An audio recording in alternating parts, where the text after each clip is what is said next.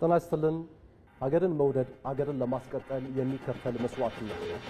እያንዳንዱ ኢትዮጵያዊ ሀገሩን መውደድ የሚለካው ሀገሪቱ ውስጥ ያሉ ብዝሃ ባህል፣ ቋንቋ፣ ታሪክ፣ እምነትና የፖለቲካ ሐሳቦችን አክብሮ ማስከበር የሚችል ተክለስብዕና በመገንባት ነው። ሀገርን መውደድ ማለት እርስ በርስ ተዋዶ መኖር ማለት እንደሆነ መገንዘብ አለብን። ኢትዮጵያ እንወዳለን የምንል ሁሉ እንደ ግለሰብ የሚኖረን መልካም ስብዕና ለምንወዳት ሀገራችን ሰላም፣ እድገትና ህዝባዊ አንድነት መሰረት መሆኑን መልካም እሴቶች ማዳበር አለብን። ነግዶ ማትረፍ ባገር ነው፣ ሰርቶ ማደርም ባገር ነው፣ አንገት ቀና አድርጎ መሄድም ባገር ነው። ጸቡም ፍቅሩም የሚያምረው ባገር መሬት ነው። አገር ሀብት መሆኗን ለማወቅ በፈረሰ ሀገር ውስጥ ኑሮ ልዩነቱን ማየት አይጠይቅም። ወይም ባዕድ ሀገር ሂዶ የመገለልና የመድሎ ገፈት መቅመስን አይጠይቅም። ማንም ጤነኛ አይምሮ ያለው ማመዛዘን የሚችል አገሩ የህልውናው ጉዳይ እንደሆነች መገንዘብ አይሳነውም። በዚህ ርዕሰ ጉዳይ አገር ፍቅር እንደዚሁም ክብር በተሰኘ ርዕሰ ጉዳይ በዛሬ የዳጉ ስርጭታችን ላይ ቆይታ የምናደርግ ይሆናል። ካፍታ ቆይታ በኋላ ተመልሰን እንገናኛለን።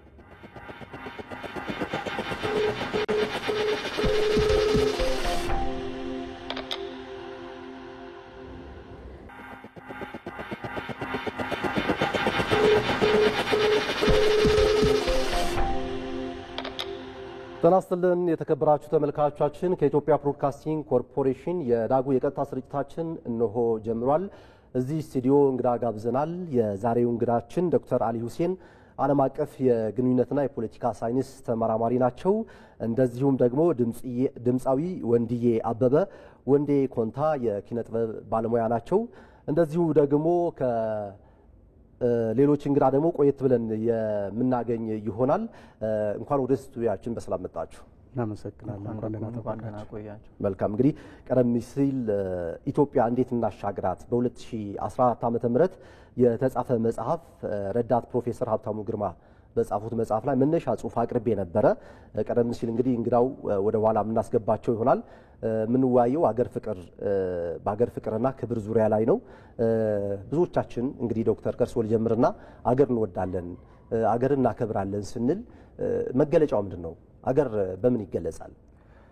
አዎ ሀገር ፍቅር ሲባል የሀገር ፍቅር ሲባል በስሜት ብቻ የሚገለጽ ጉዳይ ሳይሆን በተግባር የሚሰራና ለሀገር መስዋዕትነት መክፈል፣ ለሀገር ታማኝ መሆን፣ ሀገር የምትፈልገውን ከዜጎች የምትፈልገውን በተግባር ለሀገር መስጠትና እንዲሁም ሀገር ለምሳሌ ማደግ ካስፈለጋት ለማደግ የሚያስፈልጓትን ግብአቶች በመስጠትና ለዛች ሀገር ራስን ሰሚት በማድረግ ይገለጻል። ራስን መስጠት ማለት ነውና ብዙ ጊዜ ሀገራችን ብለን ስናወራ መሬቱን ብቻ ማለታችን አይደለም፣ ህዝባችንም ማለት ነው። ስለዚህ የሀገር ፍቅር ማለት ህዝብን ማክበር፣ ህዝብን በቅንነት ማገልገል፣ በታማኝነት ማገልገል፣ ያለንበትን ኃላፊነት በአግባቡ ተወጥተን ህዝቦችን ክብራቸውን ጠብቀን ዜጎችን አገልግለን እነዛን ዜጎች አስደስተን ወደ ቤታቸው እንዲመለሱ ማድረግ ይህን ሁሉ ያጠቃልላል ሀገር ፍቅር ሲባል። ይህ ብቻ ሳይሆን የሀገርን ሉዓላዊነት ማስከበርና ለሀገር ልዕልና አብሮ ተባብሮ አባቶቻችን ወላጆቻችን አያት ቅማቶቻችን ሲያደርጉት እንደነበረው ያንን ማስከበር ያስፈልጋል። የጎደላትን በመተባበር የሀሳብ ልዩነት ቢኖር፣ የሃይማኖት ልዩነት ቢኖር፣ የብሔር ልዩነት ቢኖር እነዚህን ልዩነቶችን እንደ ጠንካራ ጎን በመጠቀም በአንድ ላይ በመተባበር ሀገር የምትፈልገውን ጉዳይ መስራት ያስፈልጋል። ለምሳሌ እንደምታስታውሰው የአድዋ ጦርነት ፋሽስት ጣሊያ ሲገባ ሃይማኖት አለየንም፣ ብሔር አለየንም፣ ወንድ ሴት ጾታ አለየንም። ሁላቸው ባንድ በመሆን አባቶቻችን ሀገራችንን ዳር ድንበሯን አስከብረው ዛሬ ላይ አድርሰዋታል። ይህ የሀገር ፍቅር መገለጫ ከሚባሉት አንዱ ነው። ሌላው ለምሳሌ አትሌቶችን ስትመለከት በመላው ዓለም ላይ የሄዱ ኢትዮጵያን ሲያስነሱ የኢትዮጵያን ማንነት ጂኦግራፊካል ሎኬሽኗን ጭምር ሲያሳዩ ይህ የሀገር ክብር ነው። ስለዚህ የሀገር ፍቅር ማለት በተሰማራንበት መስክ ተሰማርተን እውነተኛ ስራ ሰርተን ለሀገራችን ታማኝ መሆን ሀገራችንን ሳንከዳ ሀገራችን ከኛ የምትፈልገውን በመስራትና የተጣለብንን ኃላፊነት በመወጣት በዚህ ይህ ማለት ነው እንግዲህ ሀገር ፍቅር ማለት በአጠቃላይ። መልካም ዶክተር ወንዲ ወደ አንተ ልምጣና እንግዲህ ሀገር ቀደም ሲል ዶክተር እንደገለጹት በተለያዩ መንገድ ሊገለጽ ይችላል። በኪነ ጥበብ ከፍታ ደግሞ ሀገር ትገለጻለች። ምናልባትም ሀገር ከኪነ ጥበብ በላይ ብትሆንም አንዱ መገለጫዋ ኪነ ጥበብ ሊሆን ይችላልና አንተ እንደ ግል እንደ አርቲስቶች እንደ ባለሙያዎች ደግሞ በኪነ ጥበብ ዙሪያ ላይ በሀገር ውስጥም በሀገር ውጭም የኢትዮጵያን ክብር እና ሉዓላዊነት ከፍ ለማድረግ በኪነ ጥበቡ እየተሰሩ ያሉ ስራዎች አሉና ከነሱ መካከል ምንድናቸው? እስኪ ያው እንግዲህ የሀገርን ክብር የሀገርን ፍቅር የምትገልጽበት ዋነኛው መንገድ እኔ እስከሚገባኝ የግልና የቡድን ፍላጎት አለ።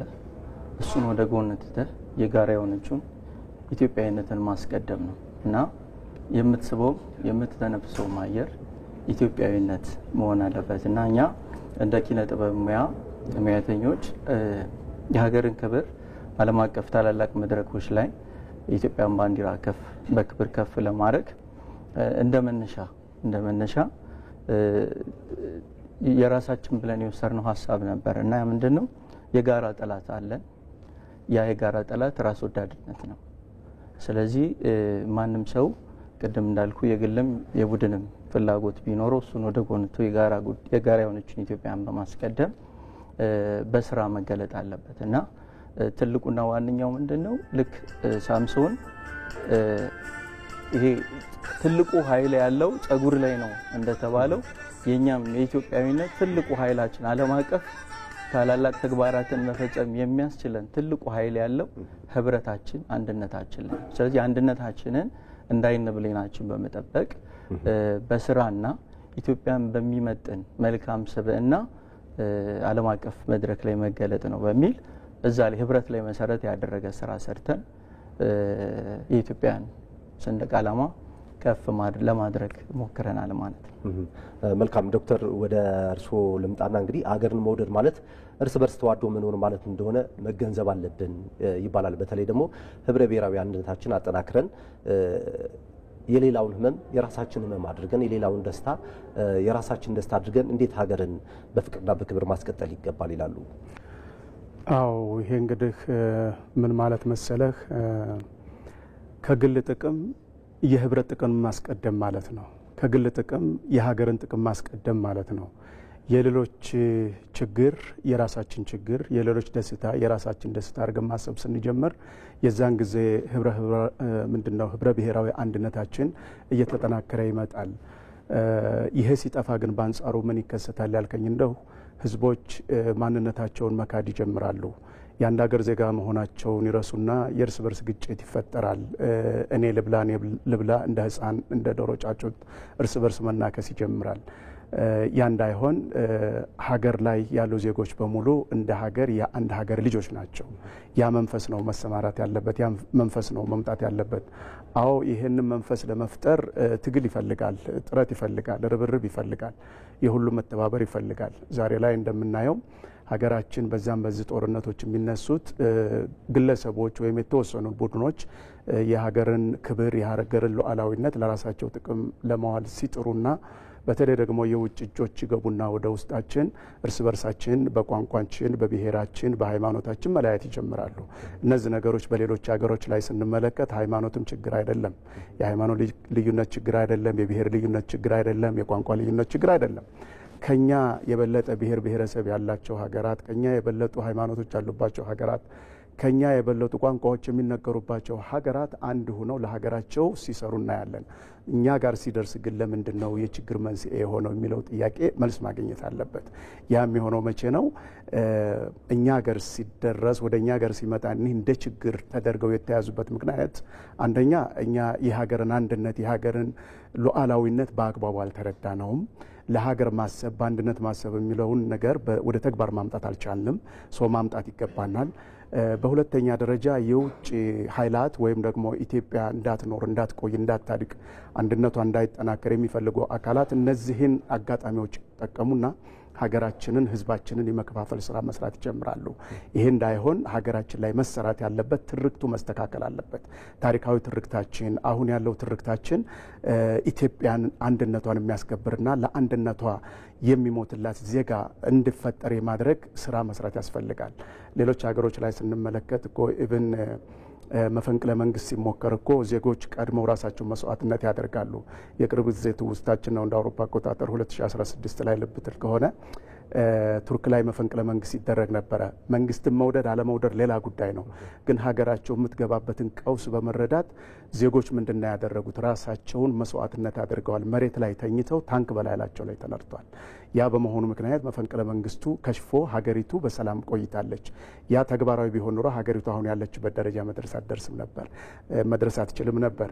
ስለዚህ ሀገራችንንም መጠበቅ የምንችለው ይህ አይነት ስሜት ሲፈጠር ነው። ትርክታችን መስተካከል አለበት። ትርክታችን አጠቃላይ ብሔራዊ ትርክት መሆን አለበት እንጂ የግል ትርክት ወይም ደግሞ እኔ ብቻ እኖራለሁ፣ እኔ ነኝ የገነባኋት፣ እኔ ነኝ ያመጣኋት አይነት ነገር መሆን የለበትም። እኛ የምለው ከኔ መቅደም አለበት። እኔ የሚለው እየጠፋ ሲሄድ እኛ የሚለው ሲመጣ የሀገር ስሜት ሲፈጠር ያን ጊዜ የሀገር ሉዓላዊነት እየተከበረ ይሄዳል። የህብረ ብሔርነት አንድነት እየጠነከረ ይሄዳል። የሀገራችን አንድነት እየሰፈነና ለሀገር ልማት ይውላል ማለት ነው።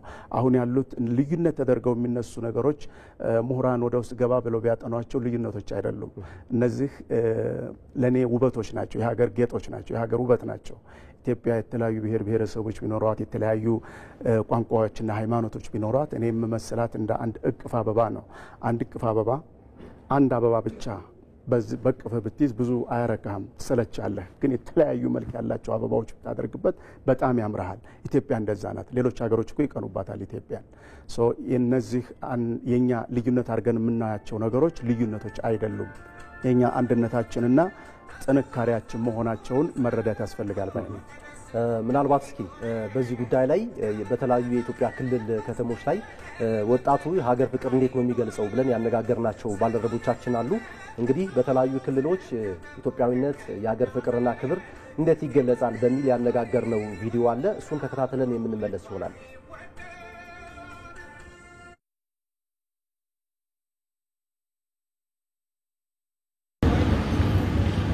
የሀገር ስሜት በተለይ መገለጫዎቹ ብዙ ናቸው። በብዙ መግለጽ ይቻላል። ለምሳሌ አሁን ማንኛውም ኢትዮጵያዊ አንድ መቅደም ያለበት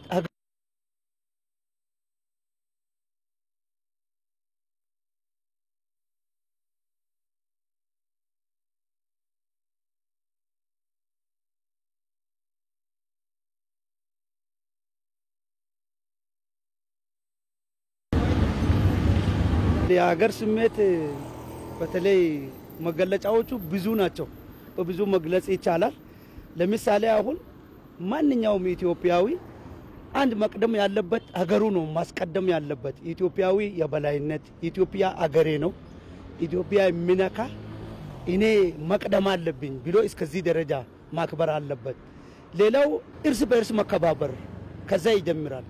እርስ በእርሳችን በተለይ በአንድነት ማመን፣ አንድነት ኃይል መሆኑ ማመን። የሀገር ፍቅር ስናነሳ አንድ ሀገር የራሱ የባህል እምነት፣ የራሱ የህግና ደንቦች፣ የራሱን የስራ መመሪያ፣ የራሱን የብሔራዊነት ጥቅሞችን ይታወቃሉና ኢትዮጵያን ደግሞ ስናነሳ ከነበሩት የአፍሪካ ሀገራቶች ያልተገዛች ሀገር ነችና በራሷ ህዝብ በህዝቦቿና በአርበኝነቷ የተሻለ ማህበረሰብ ስለነበረ ያልተገዛች ሀገር ነችና ይሄ አንዱ ትልቅ ነገር ነው። ያንን የነበሩት የኛን ማህበረሰብ ብሔር ብሔረሰቦች ሳይለያዩ በጋራ ተፈቃቅሮ ለዚህ ሀገር ብሎ በጋራ የታገሉበት ምክንያት ባዶ እግራቸው ነበረ።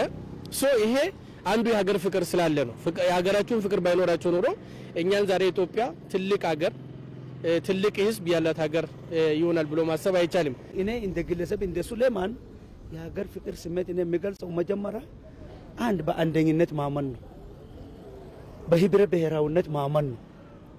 ያሉን ብሔር ብሔረሰቦች አንድ መሆኑንና ለዚህ አገር የቆመች መሆኑን ምሰሶ መሆኑን ማመን ነው። ሁለተኛ ደግሞ እኔ ማምነው ለሀገሬ እስከ መስዋዕትነት ድረስ ራሴን አዘጋጃለሁ። ሀገሬ የሚደፍር እኔ ከኢምባ ጨርሶ እስከ ደም ይደርሳሉ። እኔ በግሌ ማለት ነው። አንድ ሰው ሀገሩን ከወደደ ከብዙ ነገር ነው መጠበቅ ያለበት። ሰላሙን መጠበቅ አለበት። ያለውን የማህበረሰቡ እሴት መጠበቅ አለበት። ባህል ማክበር አለበት። አንድነትን ማክበር አለበት። የአንድነት ያሉ በዛ ውስጥ ደግሞ ያሉ ልዩነቶች ማክበር አለበት የሚል ነገር አንዱ ይሄኛው ዋናነት የሚይዝ ነው። ሌላኛው የሚሰራበት ስራ የራሱን ስራ የራሴ ስራ ነው ለሀገር ነው የሚሰራው ብሎም ማሰብ መቻል አለበት። መጀመሪያ ሀገር ማለት ምን ማለት እንደሆነ ማወቅ ነው ዋናው። ወደ ፍቅሩ ከመሄዳችን በፊት ሀገር ምን ማለት ነው ምንድነው ሀገር የሚለውን ካወቅን በኋላ ፍቅሩ ይገባናል ማለት ነው። ስለዚህ ሀገር ማንነት ሀገር ሲኖር ነው ሰው ሲኖረው ሰላም ሀገር ላይ ካለ ነው እኛም ሰላም የምንኖረው ማለት ነው። ስለዚህ የሀገር ፍቅር ከባድ ነው። ሀገር እስከ መስዋዕትነት የሚያደርስ ነው። ሀገር ማንነትን የሚያስረሳ ነው። ሀገር ሁሉ ነገራችን ነው። የሀገር ፍቅር መገለጫ የሚሆኑ በርካታ ሐሳቦች አሉ፣ በርካታ ተግባራትም አሉ። አገር በእናትም ትወከላለች። ያለ እናት አገር ደግሞ አይኖርም። ትውልድ ለማስቀጠል እናት መኖር አለባት። ትውልድ ያ ደግሞ የሚኖርበት አገር ደግሞ መኖር አለባት። አገር በትውልድ የምትገነባ በትውልድ ደግሞ የምትፈርስ ስለሆነች አገር በትውልድ መገንባት አለባት። አገርን በስራ በተግባር ሉዓላዊነቷን በማስከበር የሀገርን ብልጽግና በማስቀደም የትውልድን በመቅረጽ የትውልድ ቀጣይ ህይወትን በማቅናት የተሻለ አቅጣጫ በማስቀየር መስራት ይቻላል። የምን ሀገርን በዛ ልክ ነው ማስበው። ፍቅርን የምንገልጸው በተግባር ላይ ለሀገር ስንኖር ነው። ሁለመናዋን እንደራሳችን ስናይ ነው። ምናደርገው ነገር ሁሉ ለሀገር ስናደርግ ነው። ሀገር እንድትለማ ሀገር ሰላም እንድትሆን ሀገር የሚያስፈልጋት ነገር ምን እንደሆነ አውቀን ተረተን ስንሰራ በርትተን በሀገር ጎን ስንቆም ነው የሀገርን ፍቅር መግለጽ የምንችለው ማለት ነው። የሀገርን ስሜት ስንተገብር በብዙ ተግባራት መተግበር እንችላለን። ቅድሚያ ራሱን መስጠት ነው። ቅድሚያ ለሀገር ራሱን መስጠት ነው። ለሉዓላዊነቷ የፍቅሯን በመግለጽ በመኖሩ ማንም ሰው ከሀገር ፍቅር ውጪ አይደለም። ትውልድ ሁሉም ከሀገር ፍቅር ውጪ አይደለም። ስለዚህ ፍቅር ስኖር ነው መገለጫዎችን ደግሞ በእኛ ብቻ በውስጣችን አምቀን መያዝ ብቻ ሳይሆን ለቀጣይ ትውልድ ስናስተላልፍ ነው። ቀጣይ ትውልድ የሚኖረው ህይወትን የሚቀጥለው የሰው ተስፋ የሚቀጥለው አገር ስሜታዊ በአገር ስሜት ውስጥ ሆኖ ሲኖር ብቻ ስሜቱን እየገለጸ መቀጠል ይቻላል የሚል እሳቤ ስላለን እንግዲህ የአገር ፍቅርና መውደድ መገለጫው ምንድነው በምን ይገለጻል የሚለውን በተለያዩ የሀገሪቱ ክፍሎች እንደዚሁም ከተሞች ላይ ጠይቀን ሐሳባቸው ምን እንደሚመስል ነበር የተከታተልነውና እንግዲህ አርቲስት ወንዴ ወደ አንተ ልምጣና እንግዲህ የሀገር ፍቅር ስሜት ወይም ጥልቀቱ በምን ትገልጸዋለህ? እንዴት ትገልጸዋለህ? እኔ እንደድል ሆኖ ወታደርም ነበርኩና የሀገር ፍቅርን ጠንቅቆ እንዳቅ ወይም እድሉን የፈቀደልኝ መከላከያ ነውና ባንተና በተወለድክባት አፈር መካከል ያለው ውስጠ ወይራ የስጋ ዝምድና ሚስጥር የሚገለጥልህ የሀገር ፍቅር የሚበራልህ ወታደር ቤት ስትሆን ነው በብዛት ማለት ነውና እኔ የሀገር ፍቅር የበራላቸው ሰዎች ሀገርን ሁሉም ሰው ሊወደው ይችላል። ማንኛውም ዜጋ ሀገርን ይወዳል። የሀገር ፍቅር መብራት ግን ይሄ ያለህን አንድያ ህይወትን እስከ መስጠት ድረስ ለምሳሌ ኢትዮጵያ ሆና ይጸናችሁ ካላቸው ብዙ ነገሮቻቸው ላይ ትርፍ ነገሮቻቸውን ቀንሰው ከሚሰጧት ይበልጥ አንድያ ህይወታቸውን በሚገብሩላት መሲ ወታደሮቿ ነው እና የሀገር ፍቅር ከምንም በላይ ነው እና ብዙ ጊዜ እንደውም ወታደር ቤት ውስጥ ምን ይባላል የኢትዮጵያ መከላከያ ወታደር ስትሆን ለሌሎች ሀገራት ለሀገር መሞት ጀግንነት ነው ብለው ነው ያሰቡት ወታደሮች። እኛ ጋር ደግሞ ለሀገር መሞት ሰማዕትነት ነው ተብሎ ነው የሚታሰበው። አንተ ሞተ ትውልድ እንዲቀጥል ሀገር እንድትኖረን በገባህ ልክ ለሀገርህ ራስን አሳልፈ እስከ መስጠት ውለታ መፈጸም አለብህና ይሄ በድርጊት የሚገለጥ ነው። በአንደበት ብቻ የምትነግረው ተናግረህ እንትን የምትለው አይደለም ለማለት ነው። በተለይ ዶክተር ወደ እርስዎ ልምጣና እንግዲህ በውጪ ያሉ ኢትዮጵያውያን ሀገር ወዳድ ኢትዮጵያውያን የሀገራቸውን ክብር እንዴት ነው መግለጽ የሚችሉት በተግባር? ወደዚህ ጥያቄ ከመመለስ በፊት እንደው የሰማናቸውን ነገሮች በጣም ልቤን የነኩት ነገሮች አሉና ከተሳታፊዎቻችን መካከል ሀገር ሁሉ ነገር ናት የሚል አገላለጽ እጅግ በጣም ከባድ እና የሚገርም አገላለጽ ነው። ሀገር ሁለንተናዊ ናት። ሀገር እኛ እንድንኖር መኖር አለባት። እሷ ከሌለች እኛ አንኖርም። ስለዚህ ሁሉም ነገር ናት። ሌላው እኛ ሀገርን ትተናት እንሄዳለን። ሀገር ግን ለትውልድ ትጠብቃለች። ሀገርን በእናት የመሰሏት አስተያየት ሰጭ ሰምቻለሁ። እውነት ነው። ምንም እንኳን ከዛ በላይ ብትሆንም ሀገር ከእናት በላይ ናት። እናት ትሞታለች፣ ልጆቿን ትታ ልትሞት ትችላለች። ኢትዮጵያ ግን ልጆቿ ትተዋት ይሞታሉ፣ እሷ ትቀጥላለች። እና ይሄ በጣም የሚገርም ነው። ውጭ ሀገር የሚኖሩ ኢትዮጵያውያን ወይም ትውልደ ኢትዮጵያውያን የሀገር ፍቅርን በመግለጽ እና ሀገርን አንድነት በመገንባት ትልቅ ሚና ሊጫወቱ ይችላሉ ብዬ አስባለሁ። ለምሳሌ ሀገራችንን ባህሏንና ማንነቷን እምነቷን ለውጭ ዜጎች በማሳወቅ ያላትን ሀብት ለውጭ በማሳወቅ ኢትዮጵያ ታሪኳንና ሁለንተናዋን በመግለጽና በዛ ዙሪያ ደግሞ የተለያዩ በሚዲያዎች ሊሆን ይችላል በጽሁፎች ሀሳቦችን በመግለጽ ኢትዮጵያን ፍቅሯን መግለጽ ይችላሉ። ያ ብቻ አይደለም። በኢንቨስትመንት በመሰማራት የውጭ ምንዛሬዋን ክብደቱን እንዲታቀል ድጋፍ በማድረግና በመሳሰሉት ጉዳዮች በመሳተፍ በተለይ ደግሞ በኢትዮጵያ ላይ የሚቃጡ የውጭ ሀገር ሽረባዎችን እነዛን በመታገልና ከሀገር ጋር የሃይማኖት ልዩነትን ቢኖር የፖለቲካ ልዩነትን ቢኖር ማንኛውም ልዩነት ቢኖር ኢትዮጵያ ግን አንድ ስለሆነች ለኢትዮጵያ መታገል ያስፈልጋል። ለምሳሌ የሚመራውን ፓርቲ የሚቃወሙ ሊኖሩ ይችላሉ ውጭ ሀገር ላይ ሆነው፣ ያ ሌላ ጉዳይ ነው። አሁን ሀገር ናት ጉዳዩ፣ የሀገር ጉዳይ ነው። ሀገርን እየመራ ያለ ቢቃወሙት እንኳን ለሀገራቸው ሲሉ በዛ ሀሳብ ላይ መደገፍ አለባቸው። ግልጽ ለማድረግ ያክል ለምሳሌ አሁን ላይ ኢትዮጵያ የቀይ ባህር ጉዳይ በጣም አንገብግቧታል። የባህር በሯን በማይታወቅ በፖለቲካ ሴራ ድብቅ በሆነ መንገድ እንዳጣች ይታወቃልና አሁን ላይ ያለው የኢትዮጵያ መንግስት ይህንን ለማስመለስ ጥረት እያደረገ ነው ያለው። እነዛ የኢትዮጵያን መንግስት የሚቃወሙ ኃይላት አሁን ይሄን መቃወም የለባቸውም። ይሄን መደገፍ አለባቸው። ይሄን ሀሳብ መደገፍ ማለት መንግስትን መደገፍ ማለት አይደለም፣ ሀገርን መደገፍ ነው። ኦፍ ኮርስ መንግስትን በዚህ ሀሳብ መደገፍ ሊሆን ይችላል እና በእንዲህ አይነት ብሔራዊ በሆኑ ጥቅሞች ላይ አንድ መሆን አለባቸው ውጭ ላይ ያሉ ዜጎች። ሌላው የኢትዮጵያን ስስ ብልት እያዩ ኢትዮጵያን ለመውጋት የሚፈልጉ አካላት ጋር መተባበር የለባቸውም። ዲያስፖራ ላይ ብዙ ጊዜ ኢትዮጵያን የሚጎዳት ነገር ምንድን ነው? ውጭ ላይ አንድ እግሩን በማስቀመጥ ሌላውን እግሩን ኢትዮጵያ በማስቀመጥ ለውጭ ሀገር የኢትዮጵያ ምስጢር እያስታወቀ ሀገር ላይ ደግሞ ያልሆነውን ነገር ሆነ እያለ ዜጎችን በተለይ ለሀገራቸው ስሜት ያላቸውን ዜጎች በመቀስቀስ ጦርነት የሚቀሰቅሱ ሰዎች አሉ። ከእንደዛ አይነት ሴራ ወይም ተግባር መቆጠብ አለባቸው ባይ ነኝ። ብዙ ጊዜ የምናየው ይሄ ነው። ውጭ ሀገር ሚዲያ ይከፍታሉ። ውጭ ሀገር ከሆነ መንግስት ጋር አንድነታቸውን እንትን ይሉና ኢትዮጵያን ለመበታተን የሚፈልጉ ኃይላት ጋር በዛም በዚህም ሲራወጡ የምናያቸው ዜጎች አሉ። እነዛ አካላት ኢትዮጵያውያን ለህሌናቸው ሲሉ ለሀገራቸው ሲሉ ከእንዲህ አይነት ተግባራቸው መቆጠብ አለባቸው ባይ ነኝ። ጥሩ መስራት እንዳለም ሁሉ መጥፎ ከመስራት መቆጠብ ብልህነትና ለሀገር ፍቅር መገለጫ ነው ብዬ ነው የማስበው። ሀገራቸው ናት እዛ ያደረሰቻቸው። ምንም እንኳን ዛሬ ድህነት ስላለባት ኢትዮጵያ ትተዋት እዛ ቢሄዱም የተሻለ እንጀራ ለመብላት እዛ ቢሄዱም ይቺ ሀገራቸው ናት ግን እዛ እንደሄዱ እግር የሰጠቻቸው መጀመሪያ ባይ ነኝ። እነሱን እዚህ ያደረሰቻቸውና ያን የተሻለ ነገር እንዳገኙ እዚች ሀገር ላይ ብዙ ጊዜ ቆይተዋል። የዚችን ሀገር ወተቷን ጠጥተው ውሃዋን አየሯን ተንፍሰው ነው ወደዛ የሄዱት። ያንን ውለታቸውን መክዳት የለባቸውም ባይ ነኝ። ብዙ ጊዜ እንደ አይነት ነገሮች ኢትዮጵያን ይጎዷታል። ከጥንት ጀምረን ታሪክን ወደ ኋላ ስንዳስስ ባንዳዎች ይፈጠራሉ። እነዛ ባንዳዎች ኢትዮጵያን ይከዳሉ። ይሄ ለእኔ ምን ይመስለኛል መሰለህ? አንድ ምሳሌ ልስጥህ።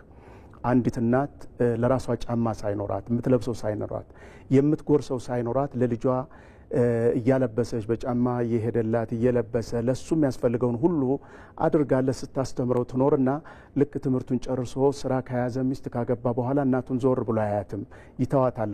እናቱ ታረጃለች፣ እዛ ትቆራመዳለች፣ በረሃብ ትሰቃያለች። ኢትዮጵያ ስታስተምራቸው ኑራ የራሷን ሀብትና ንብረት ስትሰጣቸው ኑራ ራሷን ሆዳን አስፈታ ይዛቸው የነበረች ዜጎቿ በኋላ ወደ ውጭ ሀገር ሂደው እሷን ለሚወጉ አካላት መተባበርና ኢትዮጵያ መበደል እንደዚች እናትና እንደዚህ እንደ ልጅ ምሳሌ ነው የሚመስለውና እኔ ለትውልደ ኢትዮጵያና ለኢትዮጵያ በውጭ ሀገር ለሚኖሩ ዳያስፖራ ላይ ላሉ ወንድም እህቶቻችን የሚመክረው ምክር ምንድነው? የትም ሀገር ብትሆኑ ኢትዮጵያውያን ናችሁ። ምንም ዜግነት ይኖራችሁ፣ ማንም ሁኑ ማንም፣ ዛሬ ላይ የምትበሉት እንጀራ እንድትደርሱበት ያደረገቻችሁ ሀገራችሁ ስለሆነች እባካችሁ ሀገራችሁን አትርሷት ነው የምለው። መልካም እንግዲህ ዶክተር በዚህ ሀሳብ ይጨምሩበታል ብዬ ተስፋ አደርጋለሁ። ወንዴ ወደ አንተ ልምጣና ምናልባት አሁን አንዳንድ ሰዎች እንደዚሁ በሀገር ተስፋ ያቆርጫሉ። አሁን የሀገሬ ጉዳይ አብቶልኛል የሚሉ አሉታዊ አስተያየቶች ይሰጣሉ። በሀገር ተስፋ መቁረጥ ይቻል ይሆን? በሀገር ተስፋ አይቆረጥም። ያው የሀገርን ጽንሰ ሀሳብ ከልብ ጠልቆ ባለመረዳት ይመስለኛል አንዳንድ ሰዎች እንደዛ ሊሉ ይችላሉ። ግን ያው ኢትዮጵያዊነት በራሱ በደም ዋጋ ክፍያ የተሰጠን ነው። የዜግነት ክብር ነው። ልብላሽ በየዘመናቱ ልብላሽ ያሏትን አስጥለው ለሞትልሽ እያሉ እየተዋደቁ ነው ሀገርን አምጥተው ለኛ እዚህ ይሰጡት። ለምሳሌ አንድ ያው ይቅርታ ዶክተር አንድ ሰው ዶክተር ለመሆን 12 ዓመት ተምሮ ዩኒቨርሲቲ ገብቶ እዛም ሰፊ ጊዜ ወስዶ ተምሮ ጊዜውን ደስታውን ሁሉ ነገሩን መስዋዕት አድርጎ በወር አንድ ጊዜ ለሚበላት ደሞዝ ማለት ነው ዶክተር ለሚለው ያችን ማዕረግ በወር አንዴ ደሞዝ ለሚያገኝባት ያንን ለዛ ብዙ መስዋዕትነት ይከፍላልና ሀገር የዜግነት ክብር ከዛ ይበልጣል። በህይወት መስዋዕትነት የሚገኝ ነው እና እኔ ለምሳሌ አንድ እንግሊዛዊ ወይም አንድ አሜሪካዊ እኔ አሜሪካዊ ነኝ ብሎ የሆነ ንግግር ሲያደርግ እኔም ኢትዮጵያዊ ነኝ ብዬ እንድናገር ያን የዜግነት ክብር የመጣው በደም ዋጋ ክፍያ ነው እና ያንን የደም ዋጋ ክፍያ ኢትዮጵያዊነት በደም ዋጋ ክፍያ የመጣ መሆኑን ካለመገንዘብ አንፃር አንዳንድ ግለሰቦች ወይ አሉ ጥቅምን መሰረት ያደረጉ ሰዎች ማለት ነው ኮንዶሚኒየም ቤት ሲሰጣቸው ኢትዮጵያ ሀገር የሚሉ ስትነጥቃቸው ደግሞ ሀገር የራሷ ጉዳይ የሚሉ ሰዎች አሉና አንዳንዱ ጥቅም ጠልፎ ይጣለው አለ፣ አንዳንዱ ብሔርተኛ አለ፣ የሃይማኖት ወገንተኛ አለ፣ የፖለቲካ ጥገኛ አለ፣ በምዕራቡ ዓለም የባህል ወረርሽኝ ሰለባ ይሆናል፣ በአጓጉል ቴክኖሎጂ ተጠቂ ይሆናል እና እዚህ በማንነት እጦት ቀውስ ውስጥ የተዘፈቀ ያንን ተስፋ መቁረጥ ሊታይበት ይችላል። ግን ሀገር የሚለው ነገር የገባው ሰው በተአምር በሀገሩ ተስፋ አይቆርጥም። ዶክተር ምናልባት በዚህ ጉዳይ ላይ የእርስዎ ሀሳብ አስፈላጊ ስለሆነ እስኪ ያክሉበት። አዎ ከሀገር ተስፋ ተቆርጦ የት ነው የሚደረሰው? ባሪያ መሆን እኮ ነው። ሌላ ሀገር ሄዶ ጥገኛ መሆን፣ የሰው ሀገር ሄዶ የራስን ክብር ማጣት ነው የሚከሰተው። ሀገር ላይ ሁሉ ነገር ያምራል። ብንኖርባት፣ ብንታመምባት፣ ብንሞት፣ ብንቀበርባት ሀገራችን ናት ክብራችንን የምትሰጠን። ሌላ ሀገር የፈለገውን ያክል ምቾት ቢኖር እኮ ነጻነት ራሱ አታገኝም። በብሔርህ ወይም በሀገርህ ወይም በዜግነትህ የሚደርሱብህ ብዙ ችግሮችና ጥቃቶች ይኖራሉ። ያም ነው ወደ ሀገራችን እንድንመለስም እኔ 17 ዓመት ውጭ ሀገር ኖሬያለሁ። በተለያዩ ሀገራት በተለይ 2 ሀገራት ላይ ረጃጅም ጊዜ ኖሬያለሁ። ምንም የደረሰብኝ ችግር ባይኖርም እንኳን እንደ ሀገሬ ሙሉ ነጻነት አላገኝም። ሀገሬ ይቺ ሀገር ውለታዋ አይረሳም። እችን ሀገር ክድን ወደ ሌላ ሀገር ሂደን ሌላ ሀገር ማበልጸግ የበለጸገን ሀገር ከማበልጸግ እዚች ሀገር ላይ ያሉ ወንድሞችን እህቶችህን በድህነት እየተቆራመዱ ያሉ ወንድሞችን በሀሳብ እንኳን መርዳት ትልቅ ክብር ነው ለሀገርና ከሀገር ተስፋ መቁረጥ ማለት ራስን መርሳት ማለት ነው ለኔ ወይም ደግሞ የራስን ህልውና መካድ ማለት ነው። ህሊና ማጣት ነው የሚሆነው። ለምንድን ነው ተስፋ የምንቆርጠው? ምናልባት ይሄ ከክፉ አንጻር ልናየው እንችላለን። ከበጎ አንጻር ደግሞ ሀገራችን ማደግ ነበረባት፣ እንዲህ መሆን ነበረባት፣ አሁን ግን አልሆነችም። ስለዚህ ምን አባቱንስ ብለው ተስፋ የሚቆርጡ ሰዎች አሉ። ይሄም አግባብ አይደለም። ሁሉ ነገር አልጋ ባልጋ አይሆንም። ሁሉ ነገር በአንድ ነገር አይሆንም። ሁሉ ነገር በአንድ አካል አይሳካም። የምትችለውን አንተ እጅህ ላይ ያለውን ነገር አስተዋጽኦ በማበርከት ለምትፈልጋት ሀገር መስዋዕትነት መሆን ያስፈልጋል። ይቺ ሀገር ለምሳሌ ሁሉም ዜጎቿ ቅድም እንዳነሳ ነው እንዳልነው በስራ ላይ የተሰማሩ ሰዎች ስራቸውን ሲሰሩ ለሀገራቸው ብለው በመስራት ታማኝ በመሆን የመንግስት ሰራተኛ ከሆነ መንግስት ባስቀመጠባቸው ቦታ ላይ ህዝቦችን በአግባቡ በማገልገል ፍትሃዊ በመሆን የግል ስራ ከሆነ የምንሰራው ይሄ የምንሰራው ስራ ምንም እንኳን ለራሳችን ትርፍ ቢሆንም ትርፍ የምናገኝበት ቢሆንም የዚህ ሁሉ ጥርቅም ግን ለሀገር አስተዋጽኦ ማበርከቱን አምነን የምንሰራውን ስራ በጥሩ መስራት ያለብን ይመስለኛል። ያንን ማድረግ ነው እንጂ ተስፋ መቁረጥ ሀገር ተስፋ ደግሞ ኢትዮጵያ ተስፋ የሚቆረጥባት ሀገር አይደለችም። ኢትዮጵያ እኮ ለም ናት። ኢትዮጵያ እኮ ሀብታም ናት። እኔ ደሃ ናት በሚለው አልስማማም። አዎ አሁን ያለን ኢኮኖሚ በነፍስ ወከፍ በእጃችን ላይ ስናይ የምንበላው የለን ይሆናል፣ ወይም ደግሞ የጎደሉ ነገሮች ሊኖሩ ይችላሉ። ነገር ግን ደግሞ ሀገራችን እኮ እምቅ ሀብት አላት። የኛ አንድነት፣ የኛ ጭንቅላት ከተባበረ፣ የኛ ጉልበት ከተባበረ፣ ትውልድ ከተባበረባት እኮ ኢትዮጵያ ትልቁን ሀብት ይዛለች። ያ ምንድነው? የሰው ልጅ ነው። መጀመሪያ ሂውማን ሪሶርስ ካለህ ትልቅ ሀብት አለህ። ከአፍሪካ እኮ ሁለተኛ ደረጃ ነን እኛ ኢትዮጵያውያን። ሀብት አለን፣ ማዕድን አለን፣ የእርሻ መሬት አለን። አጠቃላይ ያለንን ሀብት ከተጠቀምንበት ሌሎች ሀገሮች ከደረሱበት አልፋ ታድጋለች ኢትዮጵያ። በመሰረቱ ዛሬ አድገዋል ብለን የምናስባቸው ሰልጥነዋል ብለን የምናስባቸውና ትልቅ ክብር የምንሰጣቸው ሀገራት እኮ ኢትዮጵያ በነበረችበት ዘመን እኮ የሌሉ ሀገራት ናቸው። ግን ደግሞ እንደምንም ጥረው ግረው በመስራት አንድነታቸውን በማጠናከር ገፋ ሲል ደግሞ ሌሎች ሀገሮችን እየሄዱ በድለው እኛን በድል ማለት ግን አይደለም። ቀይ ግዛት በመግዛትና የተለያዩ ጥሬ ሀብቶችን በመውሰድ እኮ ነው ዛሬ በልጽገው ለእኛ የነቀዘ ስንዳቸውን የሚበትኑልን። ኢትዮጵያ ግን ይሄ ሁሉ እኮ መጀመሪያውኑ አላት፣ ዛሬም አለች። ኢትዮጵያ ተስፋ የምታስቆርጥ ሀገር አይደለችም። በተለይ በአሁኑ ሰዓት ብዙ ታላላቅ ፕሮጀክቶችን እያየንላት ነው። ሀገራችን ስናለቅስበት የነበረው እውነቴን ነው የምነግርህ፣ ከልጅነታችን ጀምረን እንባችን እየወጣ ስነግጥም እንገጥምለት የነበረው አባይ ከዳተኛው እያን የምንገጥምለት የነበረ አባይ ዛሬ ተገድቦ ወደ ሀገር ጥቅም ሊገባ እኮ በቃ ኦልሞስት ጨርሰናል። ነገ ትናንት ከትናንት ወዳ የነበረው የባህር ምናልባት እስኪ ስልክ አድማጭ ተመልካች አለ። ጤና ይስጥልኝ ደዋያችን ማን እንበል? በምንወያይበት ርዕሰ ጉዳይ አስተያየት ወይም ጥያቄ ካሉት መቀጠል ይችላሉ።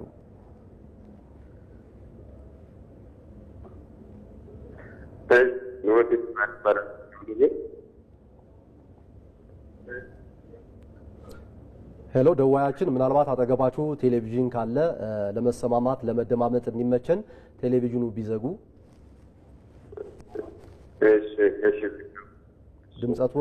ድምጹን ከፍ አድርገው ይቀጥሉ።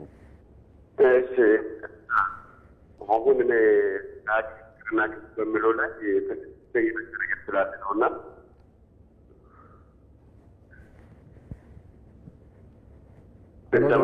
አይሰማም። እስኪ ድምጾትን ከፍ አድርገው ይቀጥሉ። እሺ አይ በሚለው ደረጃ ነገር ሰማኝ ነገር ስላለ ሄሎ ድምጾት የተሰማን አይደለም። እንመለሳለን። ዶክተር እስኪ ባቋረጥነው ርዕሰ ጉዳይ ላይ መቀጠል እንችላለን። እና ተስፋ መቁረጥ አያስፈልግም። ታላላቅ ፕሮጀክቶች እየተሰሩ ነው ያሉት። የሚሰራ ነበር የጠፋው። ያ ደግሞ በመጥፋቱ ተስፋ ልንቆርጥ አይገባም። በመታገስና ለሀገር በመስራት በመተባበር አንድነታችንን አጠናክረን የሀገርን ፕሮጀክቶች እውን በማድረግ ሀገርን ማሳደግና ሌሎች ሀገሮች ላይ የምንቀናባቸውን ነገሮች ወደ ሀገር ማምጣት እንችላለን። ስለዚህ ለምንድነው ተስፋ የምንቆርጠው? እንኳን ኢትዮጵያን የያዘ በቀይ ግዛት ያልተደፈረች ሀገር ይሄ ሁሉ ሀብት ያላት ሀገርና ትናንሽ የተቆራረጡ ሀገራትም ተስፋ አልቆረጡም። ከትናንት ወዳ ከኛ ተገንጥላ ሄደች ትንሽ ሀገር እንደ ኤርትራ አይነቷ እንኳን ተስፋ አልተቆረጠም። ሀገሬ እያሉ ነው። አይዶን ነው ታሪካቸው ምን እንደነበረ ትንሽ ከኢትዮጵያ ጋር ያላቸውን ረስተዋል ይመስለኛል። እና ለምንድነው ተስፋ የምንቆርጠው? እኛ ስንት ሀብት አለን፣ ስንት የምናድግበት አቅጣጫ አለን። አቅጣጫዎች ብዙ ናቸው፣ ፕሮጀክቶቻችን ብዙ ናቸው፣ ምሁራን ብዙ ናቸው። የኛ ኢትዮጵያውያን ምሁራን እኮ ከሀገር ተርፈው ውጭ ሀገር ዛሬ አሜሪካ ብትሄድ በዓለማችን ላይ ሰለጠነች የምንላት አንዱ አሜሪካ ናት አይደለ? አሜሪካ ላይ የተለያዩ ተቋማት ላይ የምታገኛቸው እኮ ኢትዮጵያውያንን ነው። አውሮፓ ብትሄድ ኢትዮጵያውያንን ነው የምታገኘው። ከ190% በዓለም ላይ ያሉ ዩኒቨርሲቲዎች እኮ ቢያንስ አንድ አፍሪካዊ አታጣም። ኢትዮጵያ በዛ ላይ ደግሞ ከፍተኛውን ቁጥር ትይዛለች። ይሄን ያክል የሰው ኃይል ይዘን፣ ይሄን ያክል ምሁር ይዘን፣ ይሄን ያክል ሀብት ይዘን ተስፋ ልንቆርጥ አይገባንም ባይ። መልካም እሺ፣ መስመር ላይ ተመልካች አለን። ጤና ይስጥልን ደዋያችን ማን እንበል? በምንወያይበት ርዕሰ ጉዳይ ላይ ሀሳብ አስተያየት ወይም ጥያቄ ካሉት መቀጠል ይችላሉ። አመሰግናለሁ። አስር አለቃ አብነት ምትኩ ኢትዮጵያን አድርጉ እሷን ከነካች ይመጣልኩ በሀገር ፍቅር ተስፋ አይቆረጥም። ሎተሪ ነው እንጂ ተስፋ አይቆረጥም ይቆረጡ ነው ብለውና እንግዲህ በውትድርናው አንዱ ጓዴ በተለያየ ግንባር ማቀው አቀንቃኙ ምዛሉ ክቡር ዶክተርንም እጅግ አመሰግናለሁ። አንተንም ይሄን ፕሮግራም ይዛችሁ ስለመጣችሁ እጅግ አመሰግናለሁ። እንግዲህ ሀገር ፍቅር ማለት ትልቅ ነገር ነው። ኢትዮጵያ ትልቅ ሕዝብ ናት። ብዙ ባህል ያላት ቋንቋ አላት። እኔ ደግሞ ላለሁ ጊዜ ቢሻም ብዬ ውሃ ጠጣለሁ፣ ማይ ብዬ ውሃ ጠጣለሁ፣ ውሃ ብዬ ውሃ ጠጣለሁ። ቋንቋ መከባበሪያ ማረጠጊያ ነው። ይቺ ትንሽ ግጭቱ ወደ ውጭ ሄዶ ደግሞ እንደ ባንዳነት ሀገር ውስጥና ውጭ ሆኖ ሀገርን በጥቅም አሳልፈው የሚሰጡ አካላቶች ከዚህ ምንም ጥቅም የለም። ባል እኮ ባንዲራዋ ከፍ ሲል አሁንም እያየን አይደለም እንደሚያስለቅሰው ሰንደቅ ዓላማ የሚያስለቅሰው አያት ቅድመ አያቶቻችን ዋጋ የከፈሉት እኛ ደግሞ በዚህ ዘመን ያለው ይሄን የምናሻግረው ህዳሴ ግድቡን ያበለጸግ ነው። ሌላውንም እየሰራን ያለ ነው። የባህር በር ያስፈልገናል ምንለው ለዚህ ትልቅ ሀገር ኢትዮጵያ ማናትና ለሌሎች ቀኝ ግዛት እንዳይገዙ አራያ ሆነች፣ ለሌሎች የምትደርስ ለሌሎች የምትቀርብ እንግዳ ተቀባይ ሆነች። ትልቅ ስንርቃት ምናፍቃት ስንኖርባት ደግሞ የማናውቃት ሀገር ስለሆነች ምን አስባለሁ እንግዲህ እኔ ሁልጊዜ ማስበው ኢትዮጵያ ሰላሟ ከዳር እስከ ዳር ሰፍኖ ሁላችንም ተከባብረንበት አንተ ትልቅ አንቺ ትብል። ምክንያቱም እናልፋለን ስንኖር ለልጆቻችን ለትውልድ የምናሳልፈው ትልቅ ህዝብና ትልቅ ሀገር እስከ መድረስ አራያ ሆነን ይሄን እድል መጠቀም አለብን። እንደ አንድ ኢትዮጵያዊ ውጭ ሆነን ማሰብ ማቀድ መስራት አለብን። ብዙ ነገሮች ሲሰሩ ለሀገር ነው ለትውልድ ነው። ዛሬ ህዳሴ ግድብ ሲሰራ ቀጣዩ የሚጠቀምበት ነው። ዛሬ ባህር በር ስንል ቀጣዩ ትውልድ እኛ ብቻ ሳይሆን ሌላው የሚጠቀምበት ነው። ኢትዮጵያ ስታድን ስትለማ የተለያየ ጸጋዋ በረከቷ ትልልቅ ህዳሴዎቿ ሲመጡ ትልልቅ መናፈሻዎች ሁሉም የሚያበለጽጉ ነገሮች ሲሰሩ ለሚመጣው ትውልድ በዚህ ትውልድ ምን ተሰርቷል ነው የሚባል። ይሄን ሰርተናል፣ ፋሲለደስን ግንብን እንደዚህ፣ ላሊበላን እንደዚህ፣ ሶፎር ዋሻን እንደዚህ አድሰን በቀጣይ አምረን አልተናል የምንልበት ወጣቱ ቢሆን ወደዚህ ሄዶ ሀገሩን የሚያበለጽግበት ወደዚህ ከፍ የሚያደርግበት እንዲሆንልን አጋጣሚ ሀሳቤን መስጠት ፈልጋለሁ። አመሰግናለሁ።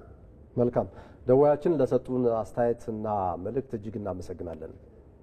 ዶክተር እንግዲህ ቀደም ሲልም ያነሱታሉ ደዋያችን በተለይ ደግሞ ሀገራችን ወዳለን ስንል የራሳችን እሴት በቱሪዝሙም የሀገራችን ዋጋ እውቅና መስጠት ነውና የራሳችን ቅርሶች የራሳችን ሀብቶች ምንድናቸው የሚለው ከዚህ በፊት ጠቅላይ ሚኒስትር ዶክተር አብይ አህመድ የራሳችንን ሀብቶችን ለማሳደግ ምን መስራት አለብን የሚለውን መልእክት አለ። ክሊፑን ተከታትለን የምንመለስ ይሆናል።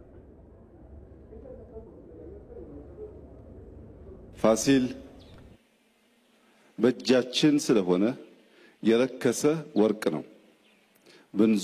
ብንዞር በቀላሉ የማናገኘው እኛ በእጃችን ያለ የማርከስ ክፉ አባዜ ስላለብን የረከሰ ታላቅ ወርቅ ነው።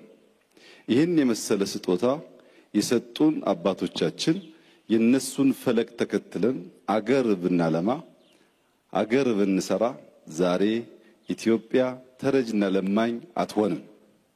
ትልቁ ችግራችን እናንስና ትልቁን ጎትተን በማሳነስ መተካከል እንፈልጋለን። ከነዚህ ታላላቅ መሪዎች በኋላ ኢትዮጵያ ውስጥ ያጋጠመው ችግር ያነሱ ትላልቁን ደግሞ ጎትተው የሚያሳንሱ ተበራክተው ነው። ታላቆችን ማክበር፣ የታላቆችን ስራ ማድነቅ፣ የታላቆችን ስራ መመርመር ሲጀመር በዚያ ስራ ላይ አንድ ጡብ ባስቀምጥ መባሉ አይቀርም። ታላላቆችን ማሳነስ ሲጀመር ግን ማናድግ ያደገውን የምናሳንስ ተያይዘን የምናጠር ነው የሚያደርገን። ትናንትናችን ማስታወሻችን መታወሻችን ነው። ሰው ማስታወሻውን መታወሻውን አይዘነጋም፣ አያጠፋም።